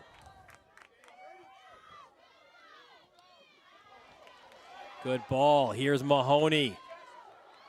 A touch to Langevin. What can he do here? Langevin tries to cut it back. Good defending for Syosset. High-level defending here on a Saturday night in Farmingdale State College. Folks at home can't see me. I'm clapping. I mean, not for any particular team. Profitlich made a beautiful play on one side, and then you see it back the other end. That was Mahoney who got his head on it. But we'll see here some terrific defending from both sides. Yeah, Langevin getting in there, and he is as tough to handle as you can, and Reiglowitz there taking care of business. So Profitlich on one end, Reiglowitz on the other, and stellar defending. Yeah, your biggest concern there if you are Syosset is he cuts it back to his left. He's got a wide open shot from about 8 yards out. Profitlich, a little touch into the box and cleared by Syosset. And man, have the tables turned here. Syosset, heavy pressure midway through this second half. And I'll also tell you, too, that it was that pressure that he put on that forced Langevin to take the extra touch. He had a look, but great defending, good angles. And there is Langevin, this time holding up and getting teammates involved. Costaro was on it. Here's Profitlich. As Oceanside continues to probe. Profitlich, the service, the diving header. It's loose in the box. And that shot deflected out, and we'll have an Oceanside corner. We've got a lot of action here, Dylan Butler. You take a look here. That ball is sent in. Another potential header, just swing and a miss for Mahoney. But that second effort again, if that midfield didn't get in there, almost a second shot, and they are cooking. And now from this side of the field, this will be a Mahoney in-swinger. So again, you want to get that ball near the 6, maybe even to the penalty spot. Anywhere kind of away from Weisenfeld. And then a little bit too far away from the goal. But the Sailors maintain possession. Nice touch, a little 1-2, a little back heel in front, off the post, and out. What an opportunity for Mahoney. Oh boy, I'll tell you, Dylan, but I almost had a heart attack on that one. Take a look. It goes through. Langevin looks like he's going to go. Mahoney gets a touch, had someone on his heels, And boy, you're a goalkeeper. You kissed that post. Wow. Uh-oh. Mahoney having his second or third conversation. And again, I'm sure just exchanging Instagram handles, but Well, I think here too, it's the respect of wearing the armband that he's allowed maybe a few extra concerns to be voiced. the only thing, I mean, is he asking how come I didn't draw a foul there? I mean, he right away, I'm not sure. I was looking for a handball, but there wasn't one there. No. So maybe he thought he was pulled down in the box. He's still voicing a complaint. But that was as close as we've been on either side to that breakthrough opening goal. And again, technically savvy, even Langevin letting that ball get through, realizing he didn't have much on it and kind of picked up his leg to Mahoney. And Rob, this is the Oceanside team that we've seen during the year. That 12-2-1 with the swagger, the number 1 seed.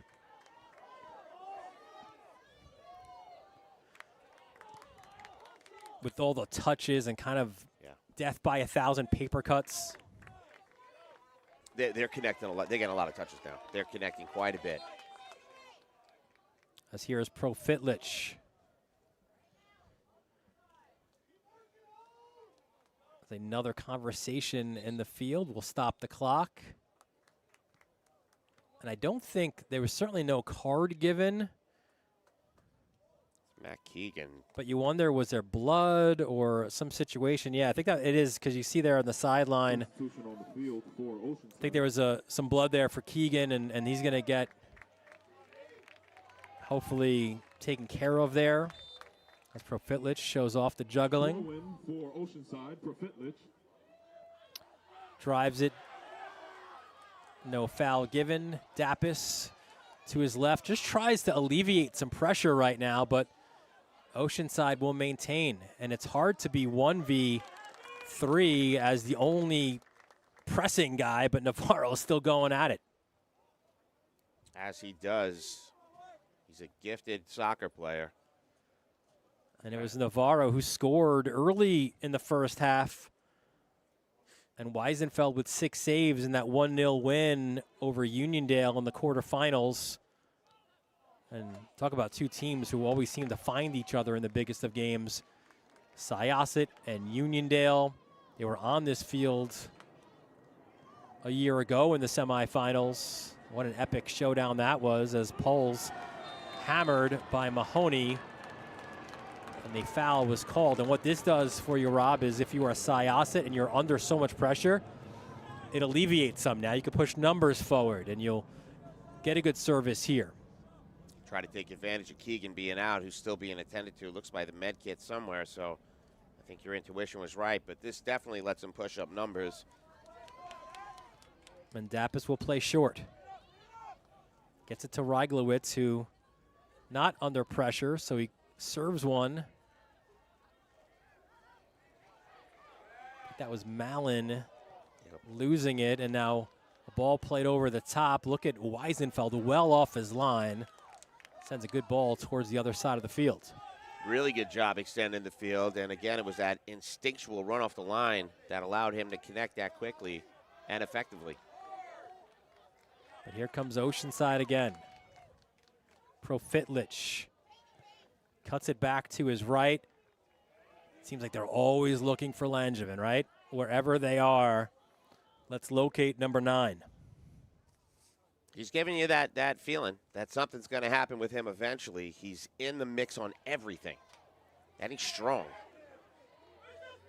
Oceanside is a strong team. They're tough to push off the ball. They really just are physical within the boundaries of what they're supposed to do.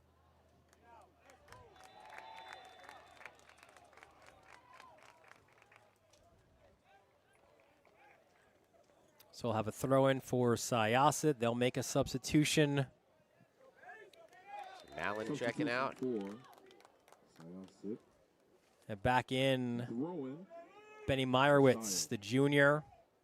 Played against Uniondale. He's that guy who can give some minutes as part of that attacking trio in this 4-3-3. And a guy who separated his shoulder in the first preseason tournament. Held off surgery. Jeez Louise. Yeah. That lacrosse player mentality pervasive throughout the entire team. We have a good vantage point here from the press box. You can see 23 in white, the size that he has, and he brings a difference there, right? He's that run-through you guy coming up the wing. And you like him matched up with like a Mahoney type of guy. You know, Mahoney's been showing his emotions today. You get a guy like Meyerowitz out there, maybe getting a few bodies on him, try to frustrate him a little bit, but it certainly is a size advantage with him out on the field. And there's Dylan Benjamin. We mentioned him earlier. Great to see him back in the mix and getting time. And this is what he does. See if he's got that throw still. Well, he's got the best throw of anyone in this team. You see it there. No one has the throw quite like Ryan Leary does, but still dangerous nonetheless. And that is actually a handball that was called. And even there, I was going to say good foul for Oceanside because you stopped the transition opportunity. But again, Pete Schenk has a much better vantage point than we do and was immediate in his decision. And it is that type of contact that has been allowed throughout this game. He's letting them play. Little type of the legs, and then, oh yeah, went with a handball. All right.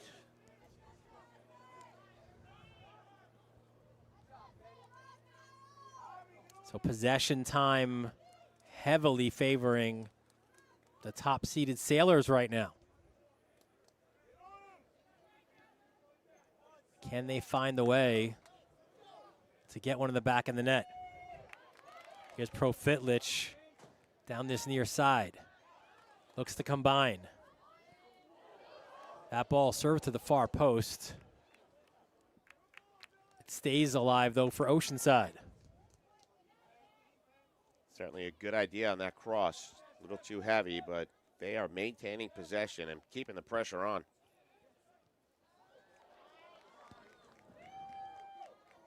Ball served in, clearance, and it's sent up the field.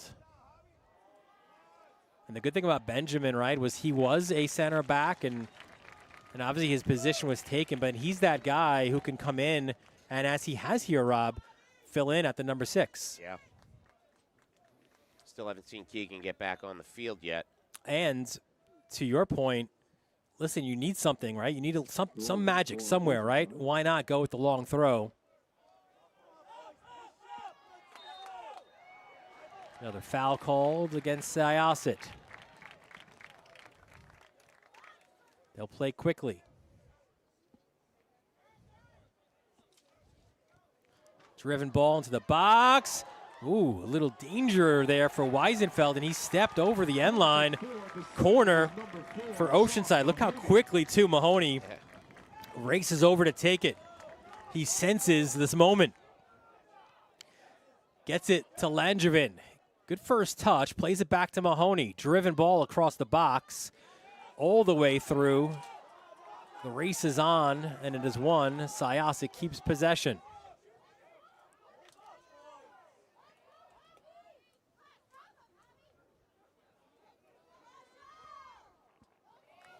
And this is one of those games, Rob, too. Listen, we both love this sport. And I think, you know, like that neutral or that non-soccer fan, like, oh, it's just no score. Yeah. But there's been so much action. There certainly has, and a lot of just technical things being played in space and some tic-tacky side stories between players. And we did mention how Jackson Langevin, the junior, has been up top. But Dylan, the sophomore's brother, has been jumping in there also. Look at Meyerowitz, like a bull in a china shop. That's what you mentioned he brings. Navarro just stepped out for a quick breather. And Syosset looking dangerous here. They've not had much of the ball. And here comes Zimbalati to throw. Getting some instructions from Dapis there. Flicked on at the near post. Loose in the box. And cleared by Oceanside. And that was probably the most chaos they've caused in the second half. Ooh, Reiglowitz, that was a dangerous ball, man. You're not kidding. Nearly connecting with Waxer in the box. That was outstanding. That was center back to center back. Look at how quick he gets back, too. And that'll be a foul called as Mahoney got absolutely crushed. And that's the thing, and that's not that you want to get physical, and that's not what Waxer is saying, but you can't allow him to be the quarterback. So when he gets the ball, you got to get tight. Yeah, and listen, physicality is going to come with that because he plays that kind of game. And here you can see that touch and connected to foul because of the behind, but. Ball served in. This is a dangerous one. Headed up. Weisenfeld off his line, and a foul, offside was called against Oceanside. Offsides called against. That's a tough one right there. They did have get that ball deep and has, I feel like Weisenfeld now too is definitely not scrambling, but his head's on that swivel as he's used to in the lacrosse net. But Poles battling, wins that battle. Still on it. The X-Man. What do we have here by the end line? Corner, throw in, no. Possession stays with Syosset. And this will be a Syosset corner. I think by my count, their third of this game. yeah, not too many at all. But I was with Weisenfeld, it seems like he's got to pay attention to where the ball is, but also to where the players are. They're all over the place. But right now, not his concern as he looks on to see his team try to get something going on this corner kick. And yes, I believe you're right, it's the third. It's 5 in the game. Here is Dappis, an in-swinger from that far corner, plays it short.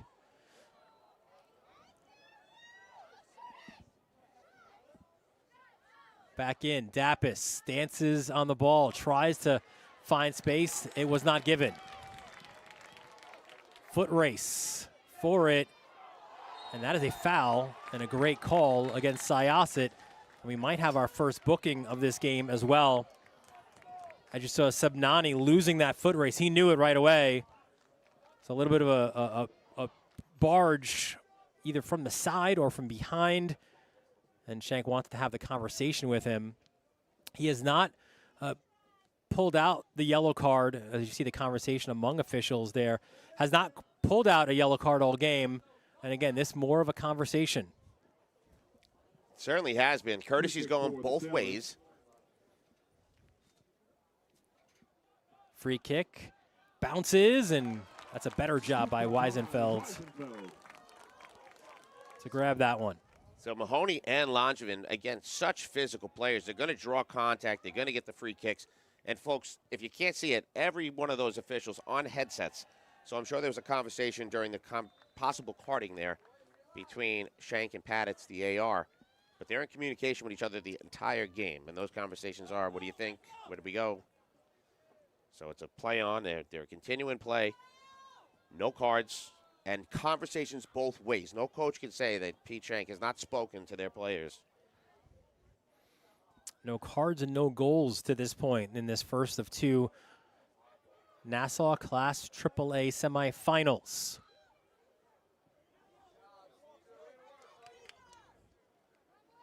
Oceanside certainly putting in work, having more of the ball in the second half, creating more dangerous opportunities. The best coming off of Mahoney's head off the post. Here's another chance. Langevin in the box. What a battle in the box. Him and Reiglowitz. And they go nose to nose. How about these two big boys going at it? Yeah, take a look at it. And Reiglowitz did exactly a carbon copy of what he did on the other side with Langevin. So he did it on the right. He's doing it on the left. I'm going to stay on you so tight. I'm going to force the extra touch so you go deeper. And then eventually the heavy touch that winds up in the goal kick. Well, also what he did, too, if you saw there, we showed in the replay, he got that step in front. Yeah. And now that's advantage him. He could just shepherd that ball out of bounds, which is what he did. I'm just amazed he did. They had the same battle on both sides of the field. and forcing Langevin to just lose that angle. And good job, Reichowitz. Bravo. And that's a great job too by the coaching staff, right? Not just Waxer, of course, as well as his former East Meadow teammate, Jamie Pedicini, you know, in tryouts or before the season or even in the summer, kind of realizing, you know what, he was a wide player, but I think we can utilize him centrally here. Yeah, for sure. You got to make those moves throughout the season. And when you have a team that's open to doing whatever the captains of the ship say, it's incredible. You know, guys have to move out of position all year long. I've had those conversations with guys. And once they see it start to click, no argument. You're not here if it's not working. Inside the final 5 minutes of a scoreless second half. Throw in for Syosset. A dangerous, though, one for Zimbalati. Up the sideline, flicked header. No foul given. The physicality ramping up a little bit. And that shot right at Weisenfeld, who pushes it forward to himself and rolls it out to his right. So it's been a physical game, but it's definitely ramped up in the last 4 or 5 minutes. It got very technical coming into the second half, and now it's starting to get more physical. Do you think that's expiration of time, fatigue, or just intensity in general? Yeah, I think it's the intensity ramping up. It's realizing the stage they're on, and you know, it's been physical, and we've seen shoulder challenges, and I think at this point, you've played 77 minutes, you're starting not to like the other guy. So that's true. I think it's a combination of all of that, right? Ball played up the midfield, sent out for a Oceanside throw-in. Profitlich, again, regular season, it was Syosset winning that one 2-0. Javi Navarro with a goal, and Benny Meyerowitz the other. Shot, save, and look out for that rebound, because look who was on the doorstep. That was Langevin on the Ring doorbell. That's, again, Dylan, it's what you keep complimenting him on. He seems to be everywhere. You think there's like 3 guys wearing number 9 jerseys out there. He was right on top of it. A little hesitation, slight, but right on top of the keeper. And another throw for Oceanside. And I think it adds to what Weisenfeld needs to do. Every time he sees a ball coming at him or in play, he's got to have a peripheral on where somebody else is. That's not easy as a keeper. We don't have those numbers, right? The possession numbers, but I don't think I would be wrong by saying it's like 70%, it feels like right now for Oceanside. Yeah, I'd give you that. And not the way it went in the first 10 minutes, but Oceanside's really connecting. And now it looks like it'll be, is that Navarro coming back on? And it is, looks like Javi Navarro back on, replacing Cesar Rubio.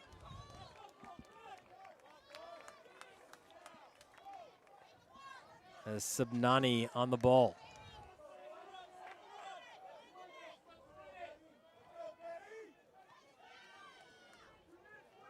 Clock is stopped right now. 2 minutes 16 remaining in the second half. Subnani fires it in, looking for Navarro's head. Rinse and repeat, though, from a few extra yards forward. And Subnani will leave it now.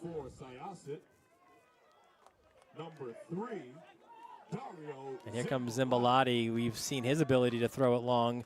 Navarro posting up in the box. He'll try to get a touch. He does. Can they combine with him? Ball squirts out of the box, and we'll have a throw the other way. And that's not what Syosset thought was going to happen there. Oh, yeah, but distraught Cole McGuire, who was kind of shielding that thing on its way out, just watched it take its journey, and he's not thrilled. But Dapis wins it back. Dylan Butler, it's too early to talk about the... We're not talking about it. Here's Meyerowitz. Sending it into the box. Nothing there. Second ball. Look at that battle. Mahoney, Dapis, no foul. Oh, that's a late challenge. And I think this might come back. Let's see if Shank pulls it out. No. Throw in number 2, Sabnani. As it's getting a little hectic here inside the final minute of regular time. Sabnani spins it. Mahoney back out. Langevin, a little push from behind on Waxer. 45 seconds left in the second half. And now Syosset. They can get something here, maybe. Here's Dapis at midfield. He has the ability. Actually, I thought 30 seconds remaining. for a second maybe Sabnani was going to check, and you have a lot of room. But now it's just everyone in the 18. Inside 20. That's a lot of time. Dapis into the mix. Second ball. Chested down. Served. And that is wide. Almost Cole McGuire being a hero again. Deja vu almost.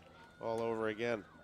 And I think now is the fair time that we talk about what you were going to mention, which is overtime here in this first of 2 semifinals. 5 on the clock. 15 going to be on the reset. We've got 2 15 minutes. And then the skills competition if we get there. But 15 minutes, we're heading to overtime, Dylan Butler. We'll have that extra session when we return here on the Varsity Media Sports Network.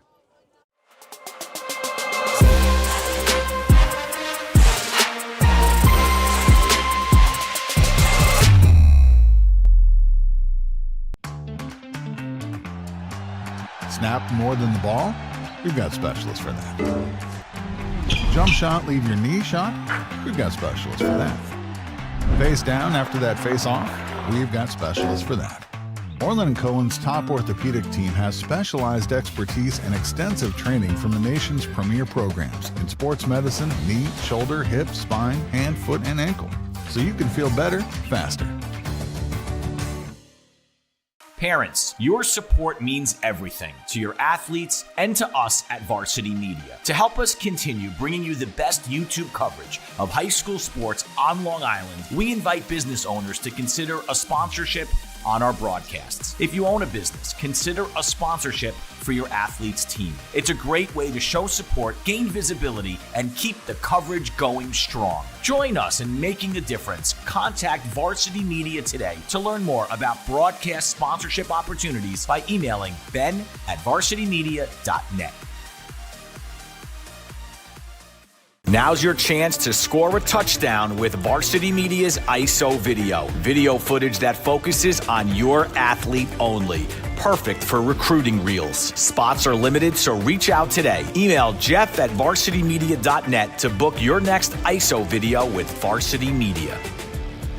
Now is a great time to book a sportscast with Varsity Media. What sets our sportscast apart isn't just the quality of our production, it's the knowledge, passion, and professionalism that our announcers bring to every game. It's Merrill. Oh, look at a fake by Merrill. There's the spin again. Gary Merrill is not human. Touchdown, St. Anthony. Profeta!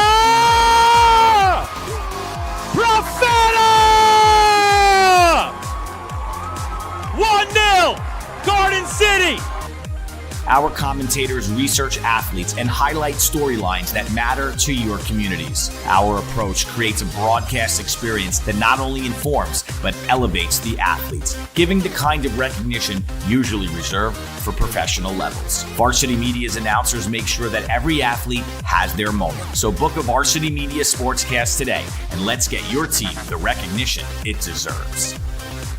High school sports fans, Varsity Media is the exclusive live stream partner of Nassau County Championships. To live stream fall, winter, and spring championship events, head to varsitymediapass.com to order. Now accessible on smart TVs. Varsity Media is your home for the Nassau County Championships.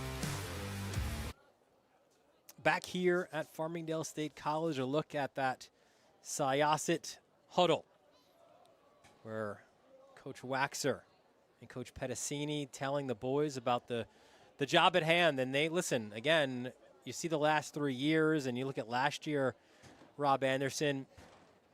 They were in this exact situation, in this exact game, on this exact field, and Cole McGuire pulled out some magic in his boots, and they beat Uniondale in this situation. You see the previous 2 years losing in the quarterfinals. Some terrific seasons for Syosset, but again, we put the question out early, was there an edge for Syosset being here? Didn't look like it through 80 minutes of regulation, but they know they can do something special on this field because they have before. Maybe that gives them an edge here. I'm not sure. You know, a lot of this game is psychological for sure. I think that Oceanside turned that psychology a little bit in the second half. A lot of possession, but it just takes one counterattack, one way of winning that they could finish it. So for sure, we could see if that happens.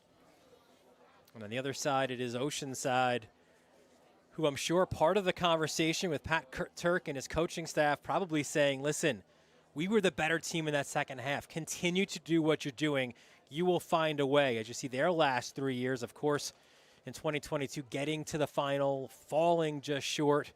The last 2 years losing in the quarterfinals there as well. So they've taken a step up this year to the semifinals. Can they get themselves back in a county final and look for their first county championship in 25 years? I love what they're doing so far in that second half. They're putting the ball on frame. They've definitely got Weisenfeld thinking a lot out there. So if they can continue to put that pressure on, it would be great for them. And obviously, we're in a golden goal situation now. Whoever scores wins.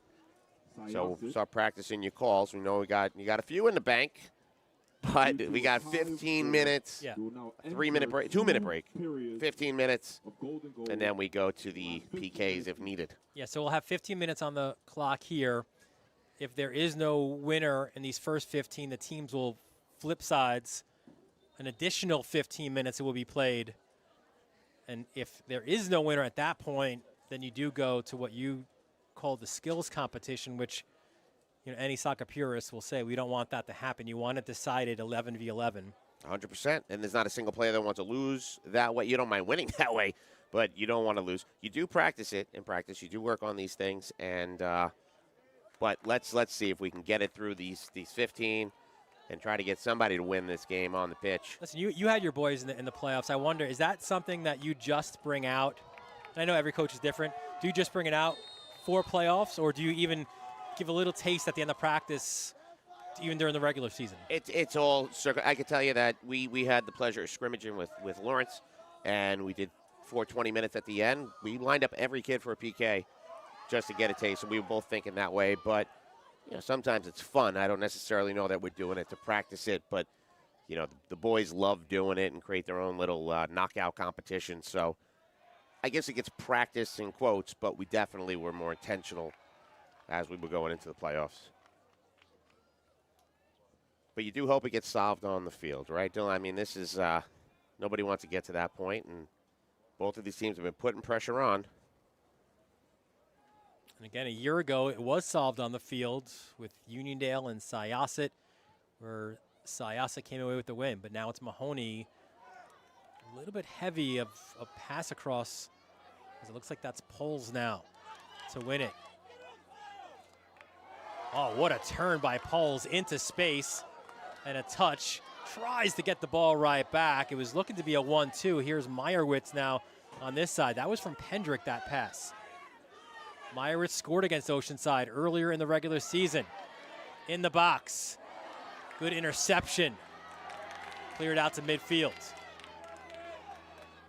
Excellent defensive effort. I love where Meyerowitz is. That ball got through and found him. It's got eyes, but he's in a great position. A turn in the box. And that was a little bit too heavy. Driven across by McGuire instead of maybe that subtle touch to the back post. Yeah, I would have liked that on the back post or even on frame. He had a look, he had an opportunity, and again, they have been far and few in between on both sides to get a nice clear path.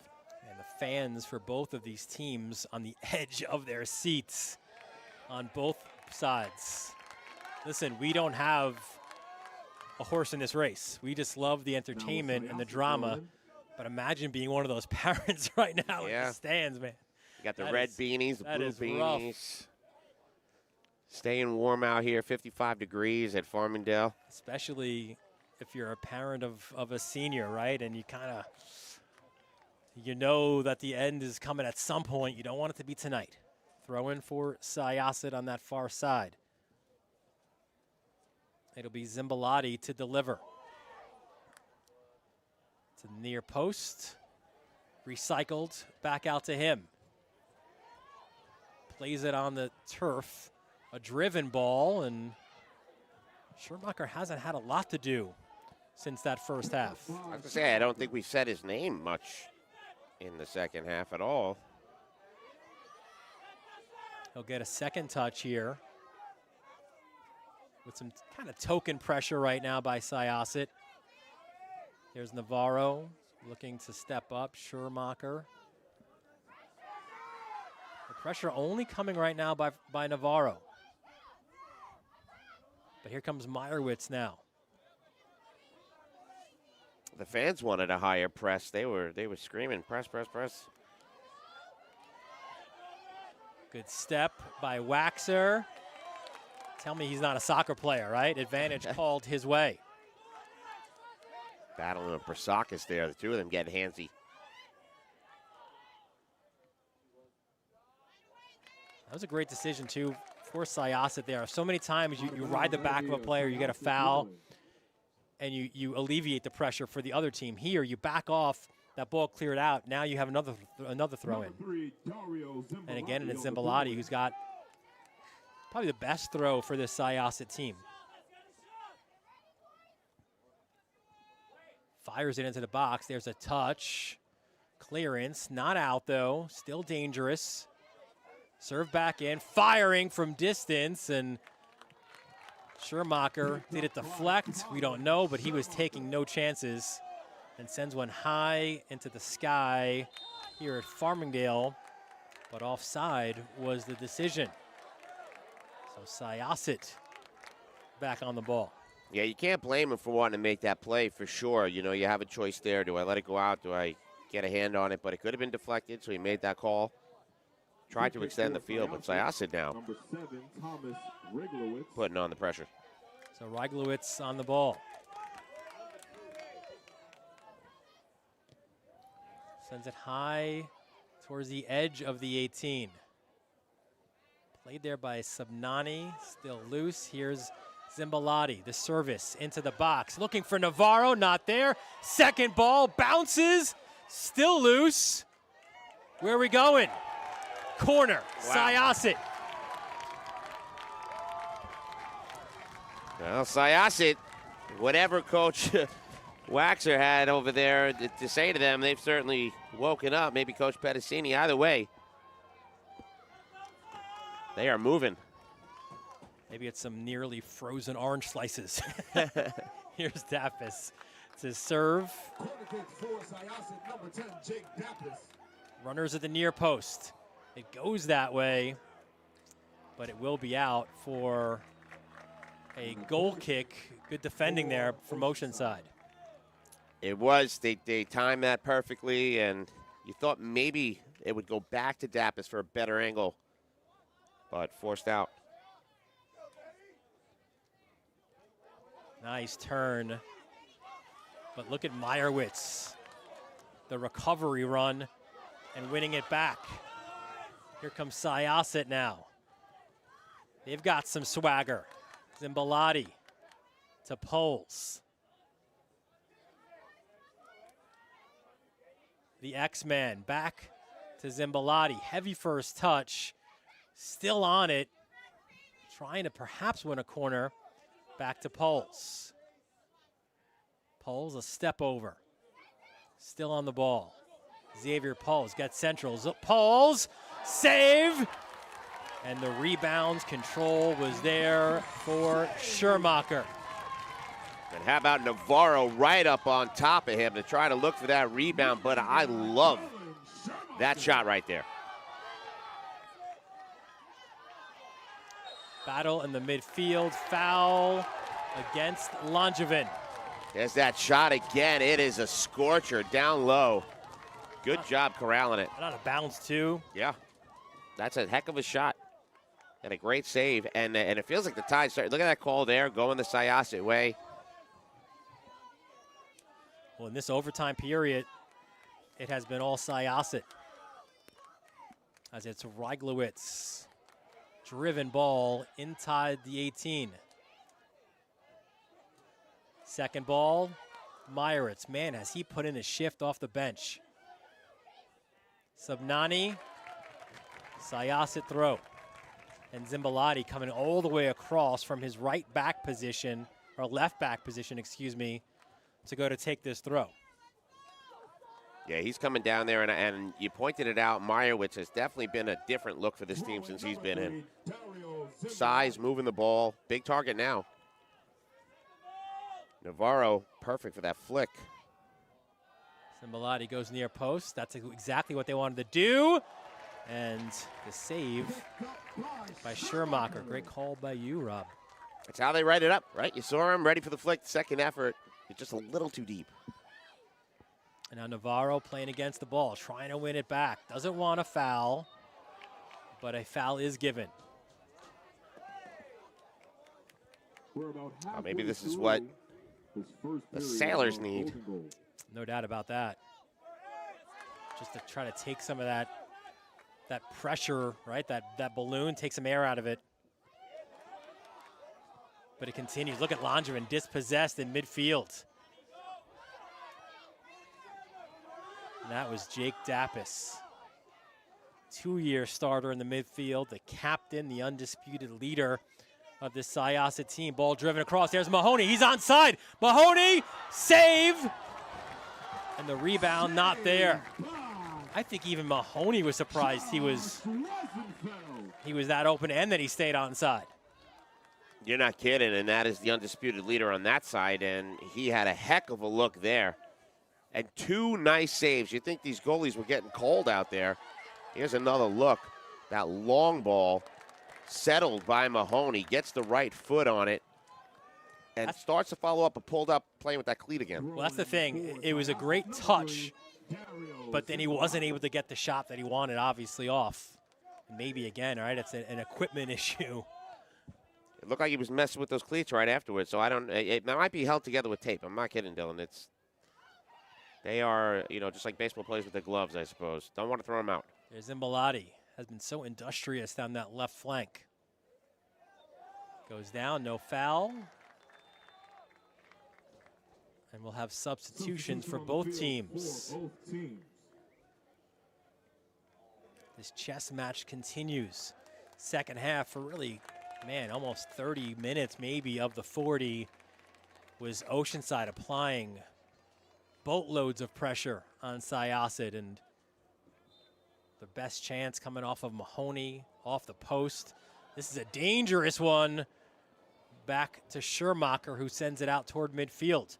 But the overtime session started, and off the restart, it's been all Syosset.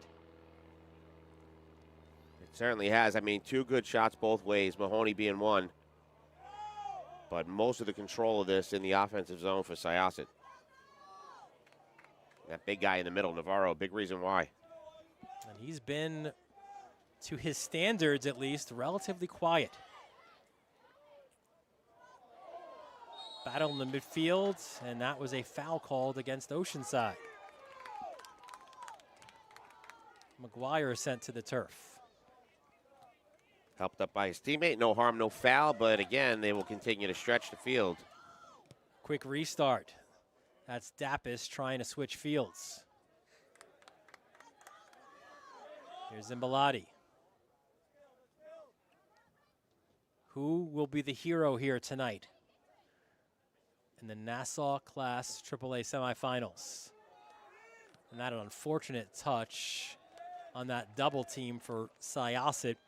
And we'll have a goal kick for Schermacher.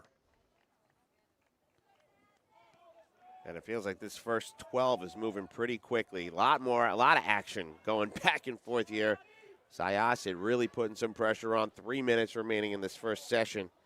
See if they can settle it out there. And Mahoney so far up the field, looking almost like that center forward. Quick throw. Here's Langevin trying to get a touch. That battle has been worth the price of admission with him and Reiglowitz all night long. I am, again, I say there's so many young men out there you could be a fan of, but Reiglowitz just knows how to take that inseam and give nothing Nothing to Langevin. Incredible defending.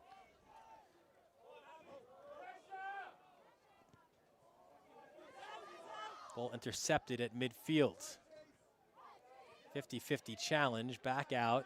Zimbalati, the touch, sends it to that left sideline. Here is Navarro, ball at his feet. That's where he's a magician. You see the turn, but he's doubled and dispossessed.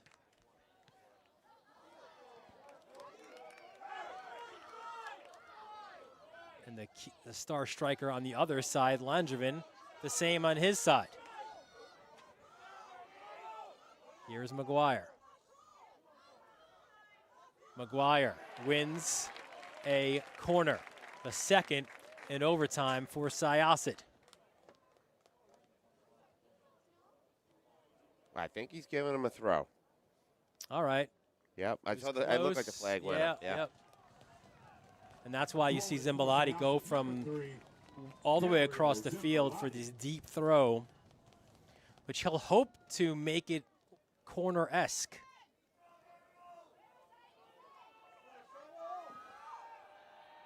Looking for Navarro's head. Ball cleared out, but it'll be recycled by Reiglowitz. Looking for Waxer. Look out, Waxer battles for it, and he is called for the foul. Yeah, you're going to get that every time. They do protect the keepers well, and he challenged in pretty hard. And if you know anything about 22 and White, talk about not giving an inch. He was not giving in there as he just flies in to Schermacher. Final minute of this first overtime session. They were auditioning for the WWE there as Schermacher ate that one and bounced right back up. How tough he is. Here's Langevin now. Takes a touch. Tries to get central. Langevin doesn't get what he wanted on that shot. It rolls into Weisenfeld.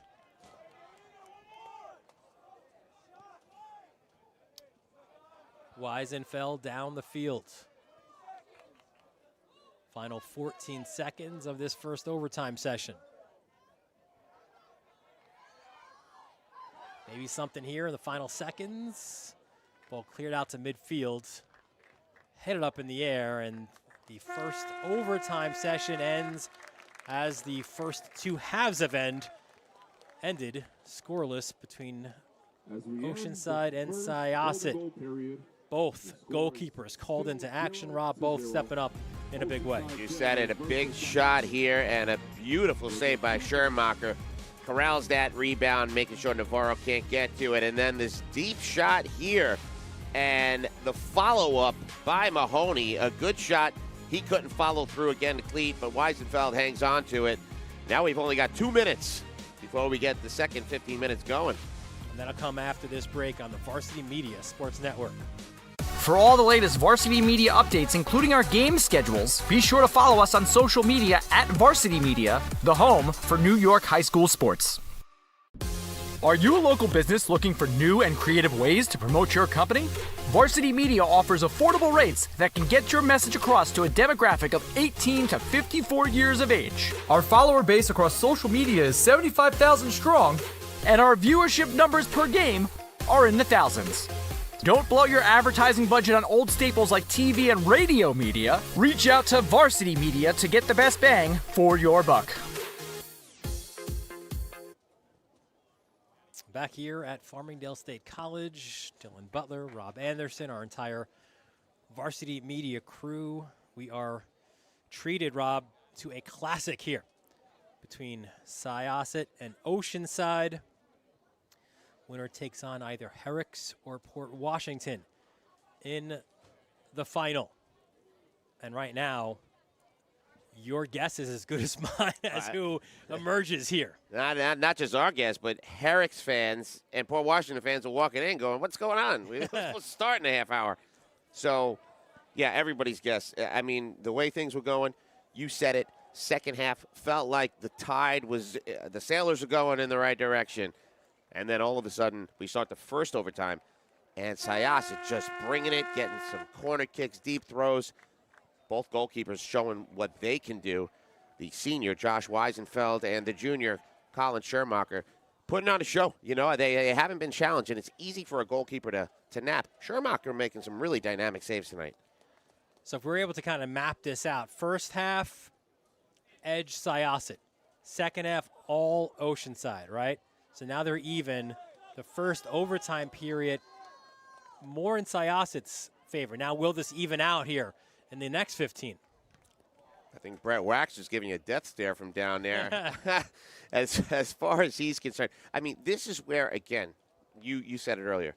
Could the big lights, the big stage that Syosset's been successful on, the deeper we go, tilt in their favor? Or are we going to have that tit for tat, the back and forth, and Oceanside step it up? Both teams showing, though, a high skill level and ability to get the ball on frame. And I'm sure neither one of them want to go to the PKs. A year ago, it was Syosset beating Uniondale in this game in overtime. They went on to defeat Plainview JFK 1-0. That was their 11th county title in program history, losing then in the Long Island Championship. For Oceanside, these trips haven't been as frequent for them, so they're looking to certainly extend this. They've won 12 county championships, but their last one was back in 2000. Both teams with 4 Long Island championships in their program's history. And a chip on their shoulder for very different reasons. Oceanside quarterfinal knockouts 2 years in a row. Syosset, and I don't want to say, the only team out of Nassau that didn't get to the States, and it was so close. Whitman winds up Section 11 representing the island. But they got that chip on their shoulder. So the question, too, is, you know, interesting here, where whose crown is heavier? Is it the top seed in Oceanside, or is it the defending champions in Syosset, right? I think even there it's a wash. It certainly is. I'll give you that for sure. Here's Langevin looking to play provider right now, and that's a touch out of bounds. We'll have an Oceanside throw. Here's Malidi. Number 20, Michael Malidi. Malidi starts this run from that first part of the track, that first lap. He'll get this ball back, drives it across the 6, and not cleared. Oceanside possession. And maybe the field is just literally slanted, because this is the side Syosset attacked in the first overtime, and now in the first minute and change of the second overtime, it's Oceanside applying pressure. Well, as you know, the B semifinals was settled up last night. It was a decisive Cold Spring Harbor victory, but we were in double overtime when Carl Place was able to get past Oyster Bay, and it was on that side of the field, so maybe there's a little tilt somewhere here in Farmingdale. And that was a Ryan Leary header that sent Carl Place back to the county final, where they'll take on Cold Spring Harbor again. Battle in the box. Good help defending, but not cleared. Terrific work. Oh, look at the turn. Come on now. Cherick just showing off.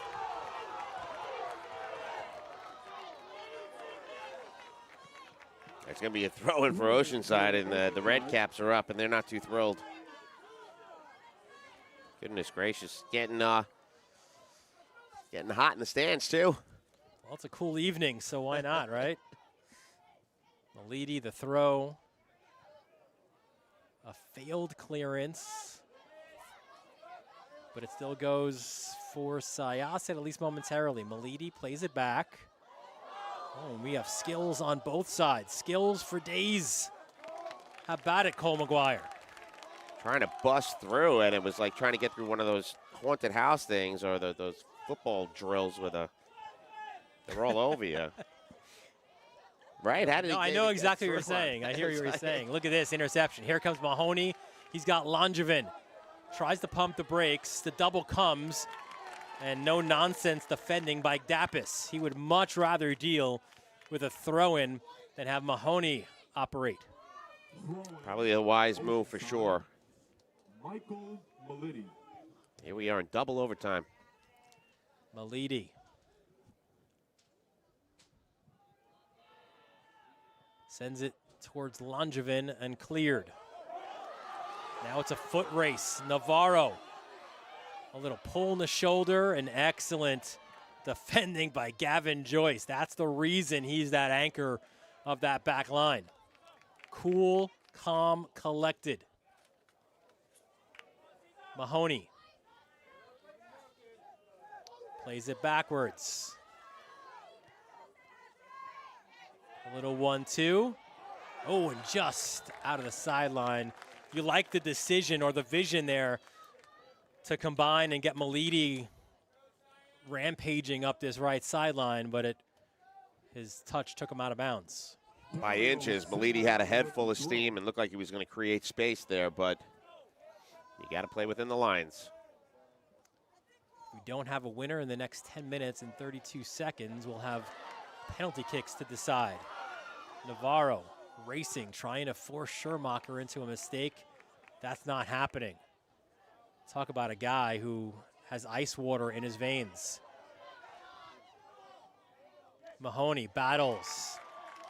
He points away like it's a first down for Oceanside and Rob Blount's football team. Oh my goodness, that was amazing. He's won the throw, excuse me. I'm going to age myself. It was like a Jeremy Shockey first down right there. I just watched, again, one of the many replays of the 30 for 30, the second U. Here's Malidi. That's a great throw off the thigh. Cleared out. Here's Navarro. Takes it off his chest. How about that defending by Joyce? Talk about another one of those individual battles inside of a game. He allows possession to maintain here for the Sailors. Driven. Dangerous in front. What a save! Weisenfeld denying Langevin. Oh my God, and that, again, that's having the eyes on the side of your head. As a lacrosse keeper, you can't just watch the shot, but who's in front of it, and what a save there. Intuition. That was a lacrosse save, right? Point blank in front of the cage. What a save by Weisenfeld. But it's Oceanside still prodding. Malidi gets central.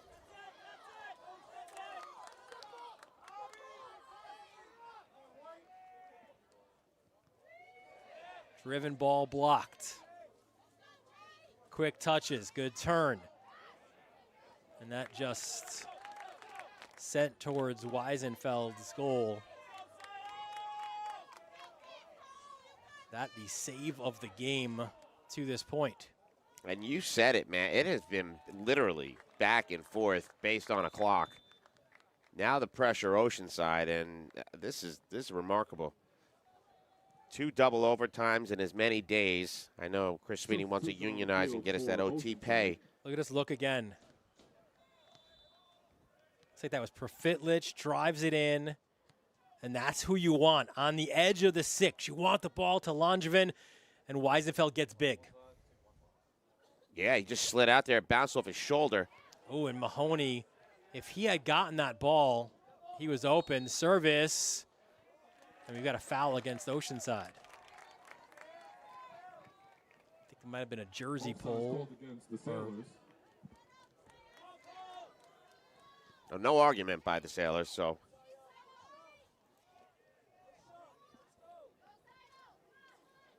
We have been treated to just an outstanding game.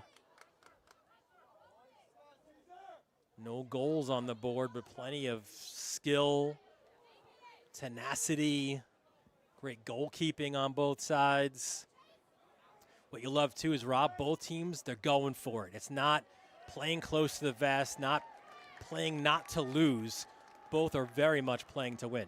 They certainly are, and it's been a high-pressure, high-contact game. And like you said, the little battles within the larger one just being magnified even more here in overtime. Well, won by Syosset. Foot race for this one. And good job by Malidi to just shepherd it out of bounds for a throw. But there's an injured Oceanside player. Looks like it's a cramp, which is, of all the possible injuries, right? That's the one that you want to see. Some great upcoming games. We are absolutely camping out here at Farmingdale State College. I think I did the count. Well, you had 2 more than me because you did last night's 2, but it's 12 games over the course of the next 8 days and all elimination games. As you see what we've got coming up, Herrick's in Port Washington. They are part of the late show that is going to be even later. Oh, boy, yeah. Tonight for those 2, and then bright and early tomorrow, high noon, Friends in Locust Valley. Again, a little bit of a North Shore, Nassau County derby. And for Friends, it's like they just had one of these. They just beat North Shore, and now they're taking on the team that, again, I did my due diligence, 2.1 miles away. Although there's a lot of winding roads up there, so it's going to take you a little while. That's true. To go those 2.1 miles, but still. Back in action, player didn't have to leave the field. New rule that they got going on this year is that it's up to the discretion of the officials, even if they stop the clock. The player can stay on if it's cramp related, but they stop the clock so people don't fake injuries. And to that point, I think kudos have to be given as well to the man in the middle. Pete Schenk has done an outstanding job here tonight, opting more for the conversation during a stoppage than issuing out cards. Has let these 2 AAA juggernauts just stand in the middle of the ring and duke it out. Consistency is all you ask for, right? In every sport, just be consistent, and he certainly has been today. No side can say it went one way or the other. Joyce goes back to Schermacher.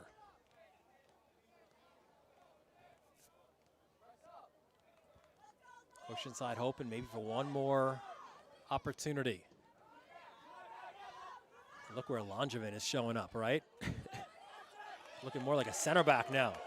I was trying to figure it out as another man goes down for Oceanside. And that was Waxer.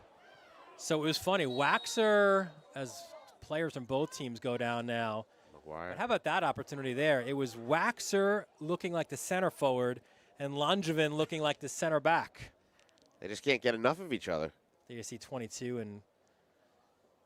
in white and red.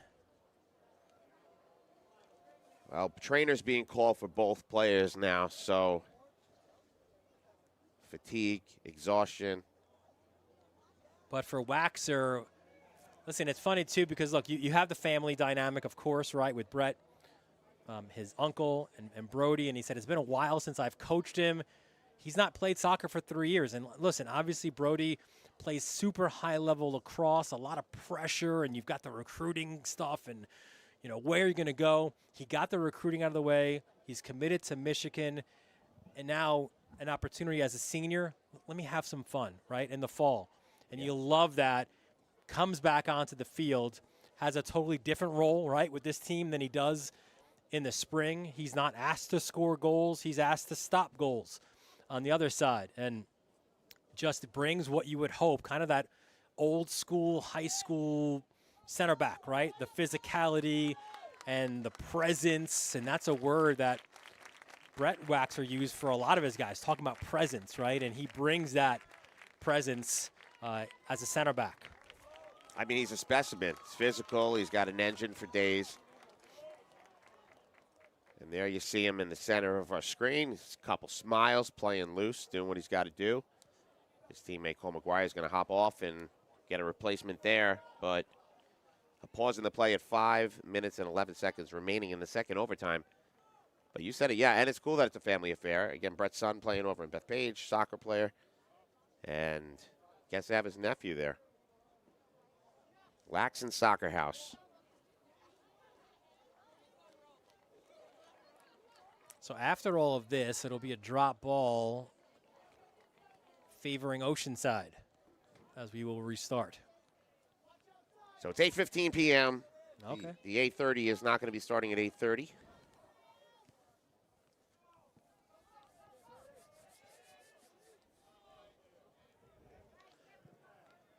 Five minutes left remaining. And there are Herrick's and Port Washington fans at the gate. Well, they want to get a good vantage point. This is entertaining, right? Yeah, they are literally lined up right by the door. Are you not entertained? Oh, goodness. How about the coaches of both squads? That's got to be anxiety. This is why you play those small-sided games before the start of a game. Some touches, but then a little bit too heavy. We'll go out for a goal kick for Weisenfeld. These teams met in the regular season on the Varsity Media Sports Network. It was 2-0 for Syosset. Navarro scoring and setting up Meyerowitz. They played last year at Oceanside as well. That one went 2-2. And now this one also tied, but a winner will be decided one way or another. Much different energy in that regular season matchup. There were a lot of corner kicks in those games, a lot of free kicks. Here comes Mahoney. Serving it, looking for Langevin. It's not there. Cleared to midfield, headed back into the mix though.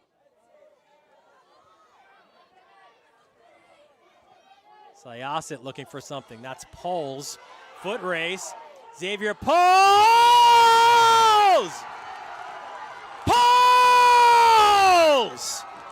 Golden goal, Syosset! X gonna give it to you!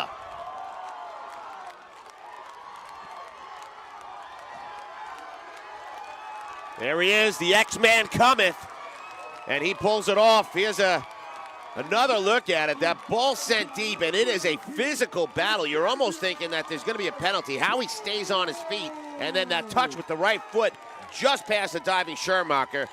And you got to feel for him. Here's another look, Dylan. What a pass up top. Great service. Look at it. How does he stay on his feet? An acrobat, the right foot, uses the outside laces, tucks it in past Schermacher. Well, he'll get a post-match extra celebratory yellow card, but that is fine. So I will answer your question. How does he stay up? Is because look at how built this dude is, right? He lives in the weight room, and this is the reason why Waxer said, I think he can have an impact in this game, right? Fights off the challenge. If we could take another look, watch again this touch of a shot, high level by the X-Man. Look at this. And then right off the bounce, the little flick.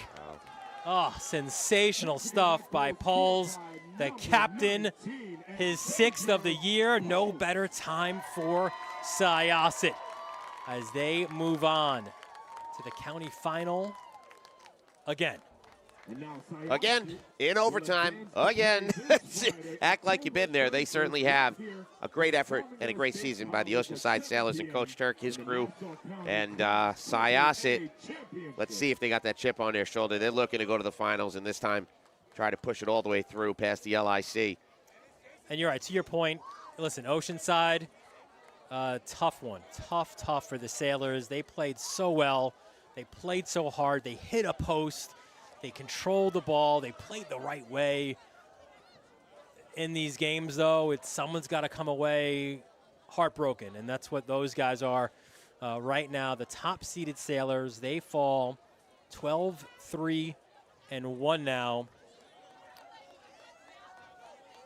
as they close out their season in heartbreak again. It was back-to-back quarterfinal defeats you mentioned. Now on the big stage here at Farmingdale State, losing in the semifinals. For Syosset, they are now 11-3-2. And you said act like you've been there before. Well, Xavier Pauls and his boys have been there before. What a goal, what a moment. Last year it was Cole McGuire with something special in his boots. This year, it's number 19 in white. Look at this. Foot race, no problem. Challenge, no problem. Clinical finish, check all the boxes for the X-Man. as Xavier pulls with the goal. And how about it? Wax is like, I'll take the yellow. That's fine. I love you. What a win for Syosset. For our entire Varsity Media crew, Ben Turchin, our executive producer, for Chris Sweeney, our technical director, for AJ Nieves and Jeff Damo on top, bringing you all those lasting moving images, for my broadcast partner, Rob Anderson.